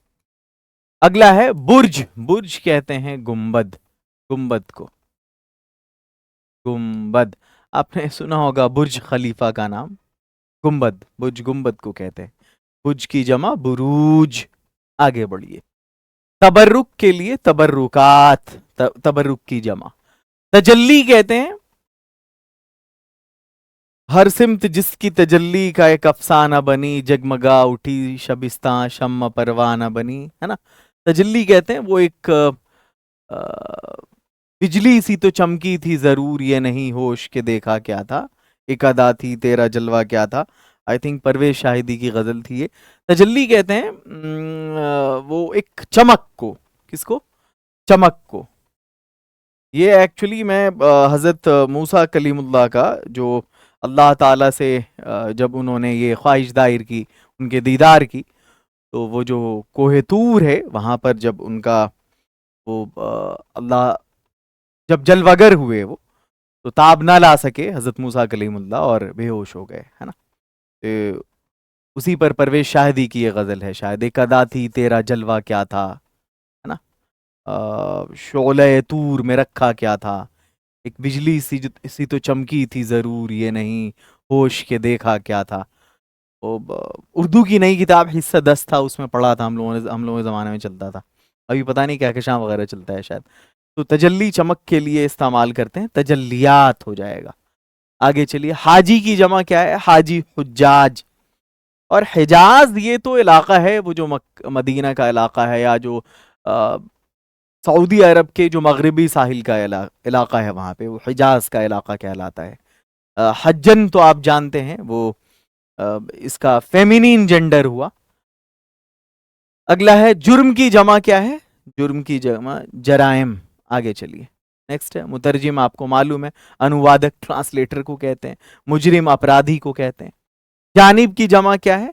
जानिब इज्तनाब, वैसे ये सीखने वाला वर्ड है। इज्तनाब कहते हैं किसी चीज से परहेज करना, एब्स्टेन करना, एब्स्टेन करना, जानिब का जवानिब हो जाएगा। आगे चलिए, रकम की जमा क्या है? रुकूम हो जाएगा, तलफ्फुज़ सी, रकम कहते हैं अमाउंट को। आगे नेक्स्ट, जद की जमा क्या है? जद। अभी मैंने आबा व अजदाद कहा, अब से आबा, है ना, जद से अजदाद, आबा अजदाद दोनों हो गया, अब और जद से। जबल कहते हैं पहाड़ को, जबल जिबाल। आगे नेक्स्ट, जबल पहाड़ वैसे अरबी में इस्तेमाल होता है। हिंदू के लिए हिंदू की जमा हुनूद होगा यहाँ पे। वैसे मुहंदिस ये अरबी में इंजीनियर को कहते हैं। आगे चलिए, हदीस किसको कहते हैं? हदीस, सॉरी, हदीस की जमा क्या है? अहादीस। नेक्स्ट है तजवीज, इट मींस प्रस्ताव, प्रोपोजल जिसको कहते हैं, ठीक है। तजवीज की जमा तजावीज। तारीख इतिहास को कहते हैं, अच्छा, मुअर्रिख इतिहास लिखने वाला, ये इतिहासकार हो जाएगा, ठीक है, ये हिस्टोरियन जिसको कहते हैं। तो तारीख की जमा तवारीख। आगे बढ़िए, नेक्स्ट है तर्जुमा, तर्जुमा का तराजिम हो जाएगा, तर्जुमान ट्रांसलेटर के लिए इस्तेमाल करते हैं। अजदहा, अजदहे। आगे चलिए, नेक्स्ट है खबर की जमा अखबार। अच्छा, आप लोगों ने अक्सर सुना होगा ये वाहिद, ये जमा है, आपने जमाउल जमा भी सुना होगा, मतलब जमा की भी जमा। जैसे एक एग्जाम्पल इसी पे दूं मैं, कि अगर खबर है, खबर वाहिद है, खबर वाहिद है, तो इसकी जमा है अखबार और जमाउल जमा हो जाएगा अखबारात। तो अभी अभी जो आगे 31 से एग्जाम्पल देने वाले हैं, मुझे याद आ रहा है कि मैंने यहाँ पर यही पैटर्न सेट कर रखा है कि हम पहले जमा की जमा देखें, मतलब कोई वाहिद लफ्ज होगा जैसे खबर है उसकी जमा देखेंगे, फिर उसके बाद उसका जमाउल जमा। ठीक है। अच्छा, मुखबिर किसको कहते हैं? वो जो खबर पहुंचाता है, ठीक है, उसको मुखबिर बोलते हैं। अच्छा, कॉनोटेशन वर्ड जो मैं यूज कर रहा था बार बार, वो यहां पर इसका नेगेटिव कॉनोटेशन है। ठीक है। एक तो संदेश वाहक है जो खबर पहुंचाता है, वो पॉजिटिव कॉनोटेशन में है। निगेटिव कॉनोटेशन है मुखबिर का, इट मीन्स के वो एक षड्यंत्र रचने के मामले में हो गया कि किसी की मतलब वो जो है खबर देना। ठीक है। आगे चलो, खबर का जमाउल जमा क्या है? तो इसके लिए अखबारात हो जाएगा। जैसे सपोज के किसी की खबर दिया उसने कि वो वहां छुपा हुआ है, अगर कोई पुलिस से बचने के लिए है, पुलिस के जुल्मों सितम से बचने के लिए अगर कोई बच रहा है और किसी ने उसकी खबर दे दी कि वो वहां पर है, ये मुखबिर हुआ। आगे चलिए, नेक्स्ट है, हाँ, तो इसका क्या हो जाएगा? खबर का जमुल जमा अखबारात। उसी तरह से लक़ब का अलकाब हो जाएगा और ये अलकाबात। आगे नेक्स्ट, जमुल जमा। जौहर का जवाहर हो जाएगा और इसका जमाउल जमा जवाहरात हो जाएगा। आगे बढ़िए, नेक्स्ट है अजीब की जमा अच्छा, अजायब घर यहाँ पर एक ऑप्शन है। ये म्यूजियम को कहते हैं। किसको कहते हैं? म्यूजियम, जिसको हिंदी में हम संग्रहालय भी कहते हैं। ठीक है, संग्रहालय कहते हैं।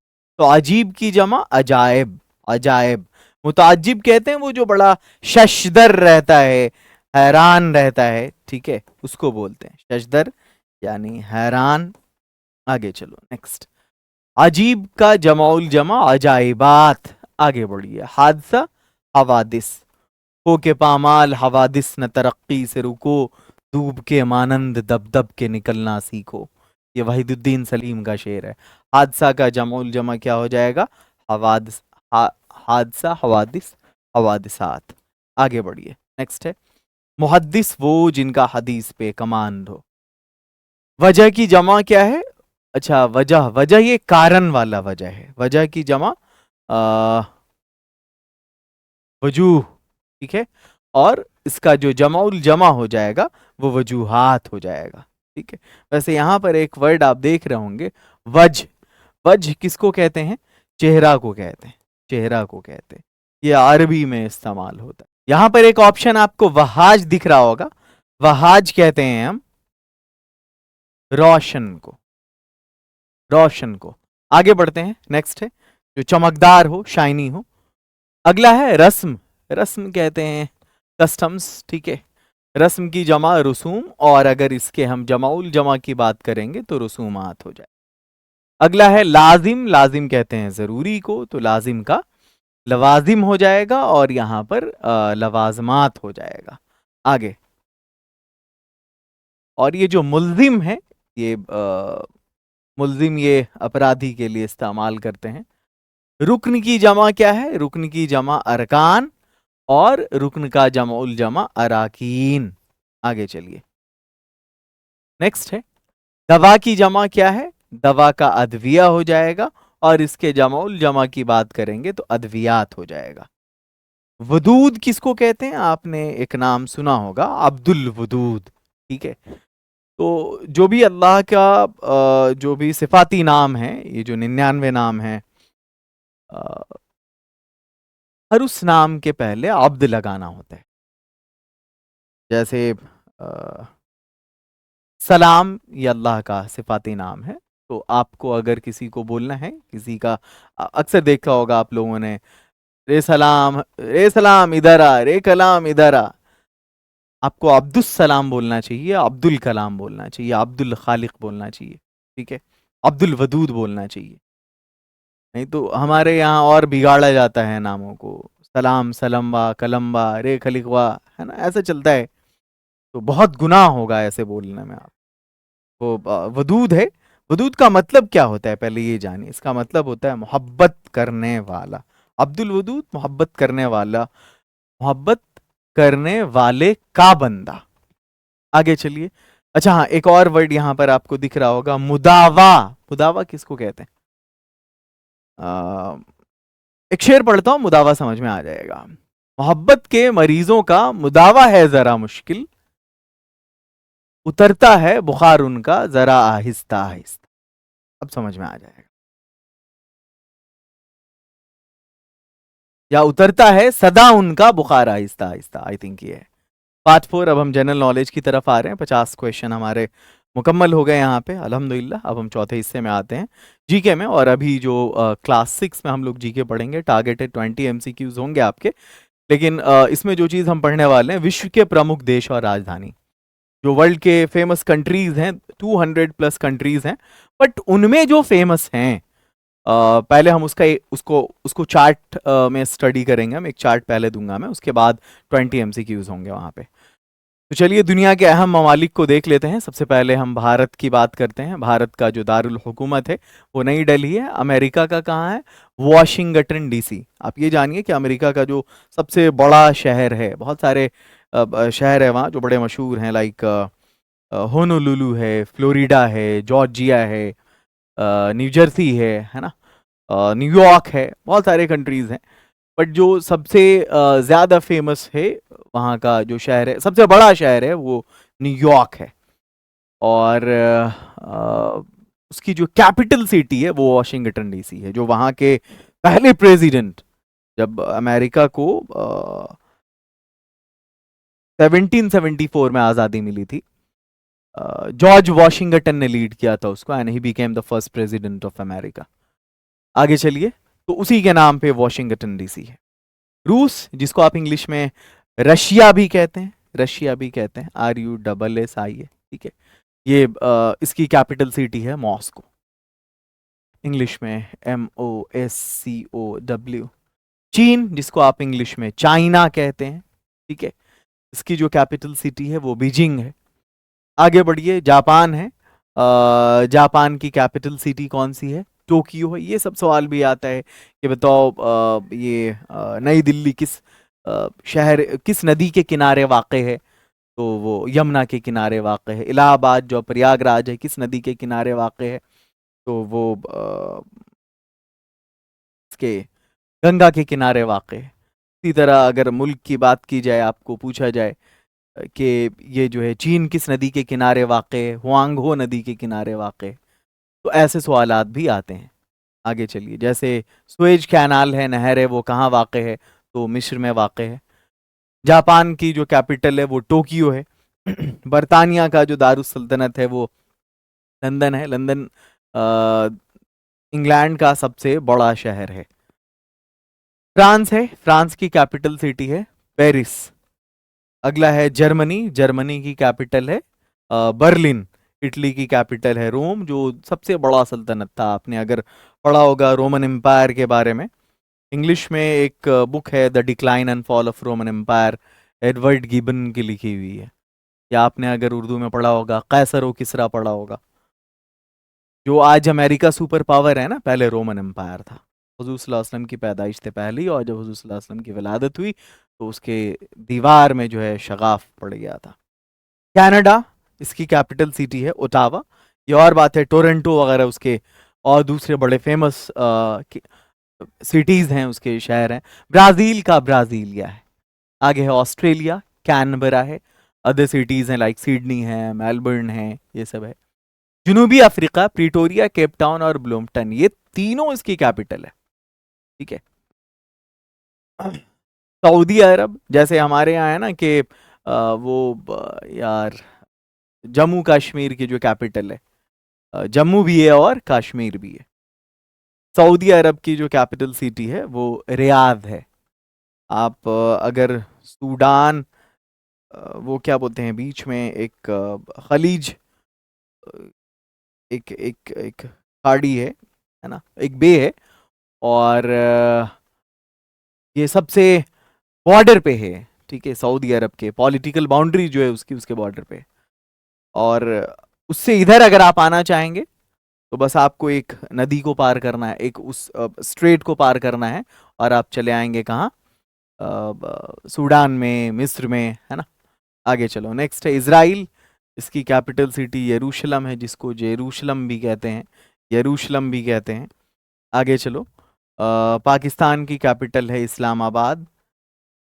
बांग्लादेश की कैपिटल है ढाका। श्रीलंका की कैपिटल है श्री जावर्थनेपुर कोटे, पहले इसकी कैपिटल थी कोलंबो। नेपाल की कैपिटल है काठमांडू। भूटान का थिम्पू है, आप जानते हैं। अफगानिस्तान का काबुल है। ईरान का तेहरान है। इराक का बगदाद है। टर्की का जो है वो क्या बोलते हैं, अनकरा है। और इंडोनेशिया का जकार्ता है। मलेशिया का कुआलालंपुर है। सिंगापुर का सिंगापुर है। थाईलैंड का बैंकॉक है। वियतनाम का हनोई है। और म्यांमार का नेपिडो है। नेपिडो ये अ, नई कैपिटल है, पहले इसकी कैपिटल सिटी वो रंगून थी, जिसको यांगून बाद में कहा गया था, लेकिन बाद में उसको भी चेंज करके नेपिडो कर दिया गया। स्पेन का मैड्रिड है, आपने पढ़ा होगा स्पेन के बारे में। अच्छा, दुनिया की सबसे जो फास्टेस्ट ग्रोइंग लैंग्वेजेस हैं उनमें से एक स्पेन भी है, ये जिसको स्पेनिश कहते हैं। इंग्लिश के बाद, अरबी के बाद जो सबसे ज्यादा, मैंड्रीन जो चाइना में बोली जाती है, अरबी जो भी अरब कंट्रीज है वहां बोली जाती है। और ये उसके अलावा जो कंट्री है जिसने अपने देश से बाहर अपना सिक्का जमाया है, उसमें से एक स्पेनिश है। बहुत से लोग सीख रहे हैं, अलग अलग ममालिक में भी स्पेनिश चलती है, बहुत सारे ममालिक में। और ये वही स्पेन है जिसके बारे में अल्लामा इकबाल ने कहा था, हस्पानिया, पुराना नाम इसका स्पेन का हस्पानिया था। हस्पानिया तो खून है मुसलमान का। वैसे उर्दू में इसको हस्पानिया भी कहते हैं। हस्पानिया तो खून मुसलमान का आमी है, मानंद हरम पाक है तू, मेरी नज़र में पोशीद तेरी, खाक में सजदों के निशान हैं, खामोश अजाने हैं तेरी बाद सहर में, है ना। स्विट्जरलैंड, इसकी जो कैपिटल है वो बर्न है। स्विट्जरलैंड और जर्मनी ये जो है ना, एक दूसरे का नेबरिंग कंट्री है। नॉर्वे, इसकी कैपिटल ओस्लो है। स्वीडन की कैपिटल स्टॉकहोम है। डेनमार्क का कोपेनहेगन है। फिनलैंड का हेलसिंकी है। पोलैंड का वारसा है, वारसा की संधि भी हुई थी, उसकी ट्रीटी हुई थी, के बाद सेकेंड वर्ल्ड वॉर एंड हुआ था। यूनान का एथेंस है। ये जो दुनिया में सबसे पहला जो टूर्नामेंट हुआ था गेम का, वो एथेंस नहीं हुआ था। यूक्रेन की कैपिटल है कीव। अब कीव इसको कहते हैं, वैसे अगर आप बात करें इंग्लिश में तो क्यू कहते हैं इसको, ठीक है, KYIV, हिंदी में कीव कहते हैं। आगे चलिए, हंगरी की कैपिटल है बुडापेस्ट। अर्जेंटीना की है ब्यूनस आयरस। चिली की है सेंटियागो। पेरू की है लीमा। कोलंबिया की है बोगोटा। क्यूबा की है हवाना। मैक्सिको की है मैक्सिको सिटी। न्यूजीलैंड की है वेलिंगटन। कतर की है दोहा। मुत्तहिदा अरब अमीरात, इसकी है अबू जहबी। और नाइजीरिया की है अबूजा। आगे बढ़ते हैं, ये 50 जो इम्पोर्टेंट कंट्रीज थे उनकी कैपिटल के बारे में मैंने बता दिया। यहाँ जापान का दारुल हुकूमत कहाँ है, तो ये टोक्यो है। ये जो सियोल आपको दिख रहा है ये साउथ कोरिया का है, ठीक है। नेक्स्ट है ये जो हनोई आपको दिख रहा है ये वियतनाम का है, ठीक है, वियतनाम का है। बीजिंग ये चीन का है, तो आपका ये रिकॉल भी हो जाएगा। अबूजा किसका दारुल हुकूमत है, तो अबूजा नाइजीरिया का है। आगे बढ़िए, नेक्स्ट है सऊदी अरब का दारुल हुकूमत कहाँ है, आपको मालूम है रियाद में। हाँ, ये और बात है कि ये जो शहर है मदीना मक्का जद्दा, ये भी वही है। कनाडा का दारुल हुकूमत कहाँ है, तो कनाडा का दारुल हुकूमत है ओटावा है। ये टोरंटो या वैंकोवर या मॉन्ट्रियल, ये सब वहाँ के अदर कैपिटल सिटीज हैं। नेपाल का अदर अदर बड़े शहर, दूसरे बड़े शहर हैं। नेपाल का दारुल हुकूमत कहाँ है? काठमांडू है। आपको मालूम है कि थिम्पू, ढाका और श्री जयवर्धनेपुर कोटे ये कहाँ कहाँ का कंट्री है? थिम्पू भूटान का है।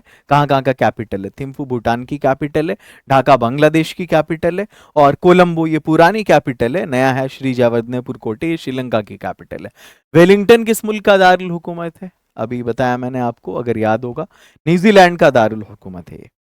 थाईलैंड की अगर बात करें तो इसकी जो कैपिटल सिटी है वो बैंकॉक है, और चीन की जो कैपिटल है वो बीजिंग है। पेरिस किस मुल्क का दारुल हुकूमत है? तो पेरिस फ्रांस का दारुल हुकूमत है। स्पेन की कैपिटल कहाँ है? तो वो मैड्रिड है।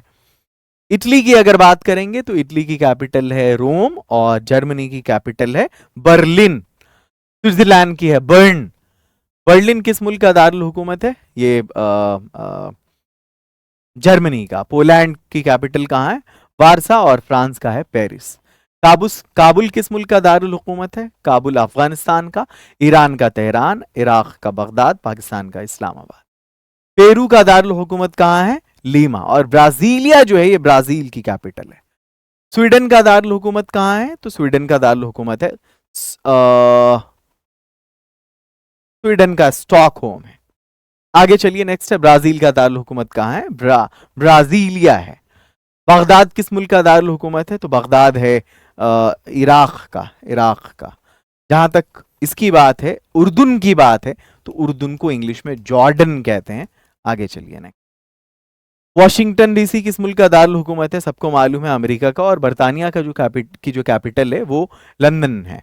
कनाडा की कैपिटल की अगर बात करेंगे तो ये ओटावा है। मेक्सिको का मेक्सिको सिटी है। कुआलालंपुर ये मलेशिया की कैपिटल है, ठीक है, मलेशिया की कैपिटल है। आगे चलिए नेक्स्ट, इंडोनेशिया का जकार्ता है। नेक्स्ट है थाईलैंड का दारुल हुकूमत कहाँ है? बैंकॉक है। हनोई ये वियतनाम का है। ये जकार्ता इंडोनेशिया का है।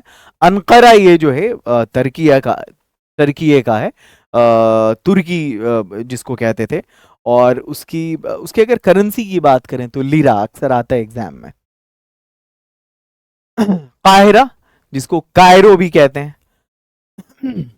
और कायरा को मैं जानता हूं, एक तो मूसा अलैहिस्सलाम की वजह से सभी जानते हैं मिस्र को। और दूसरा मैंने बाद में जिस जर्नल से दुनिया में सबसे ज्यादा इम्प्रेस्ड हूं मैं, एक तो शमशीर बेनियाम इनायतुल्लाह तमश्की, अगर पढ़ा होगा आपने, खालिद बिन वलीद हैं, है ना। और उनके बाद जिस जर्नल से सबसे ज्यादा मैं इस्लाम के इंस्पायर्ड हूँ वो हैं सुल्तान सलाहुद्दीन अय्यूबी। बहुत सारी किताबें पढ़ी हैं मैंने उनकी। आगे चलो, काहिरा किस मुल्क का दारुल हुकूमत है? तो ये मिस्र का। नेक्स्ट है, ईरान का दारुल हुकूमत कहाँ है? तो ईरान का दारुल हुकूमत तेहरान है। अफगानिस्तान का दारुल हुकूमत कहाँ है? काबुल है। नेक्स्ट है, ये जो अदर ये कंधार वगैरह है ये वहीं पड़ता है। रूस का दारुल हुकूमत कहाँ है? ये मॉस्को है। मॉस्को इंग्लिश में कहते हैं। रोम ये इटली की कैपिटल है। बर्लिन ये जर्मनी की कैपिटल है। ये एम्स्टर्डम जो दिख रहा है आपको ये नीदरलैंड की कैपिटल है। बैंकॉक किसका है? तो ये थाईलैंड की कैपिटल। आगे चलो, एम्स्टर्डम किसका है? तो ये नीदरलैंड की कैपिटल सिटी है। नेक्स्ट अभी भी है यार, ऑस्ट्रेलिया का दारुल हुकूमत कहाँ है? ये कैनबरा है। बीजिंग किसका दारुल हुकूमत है?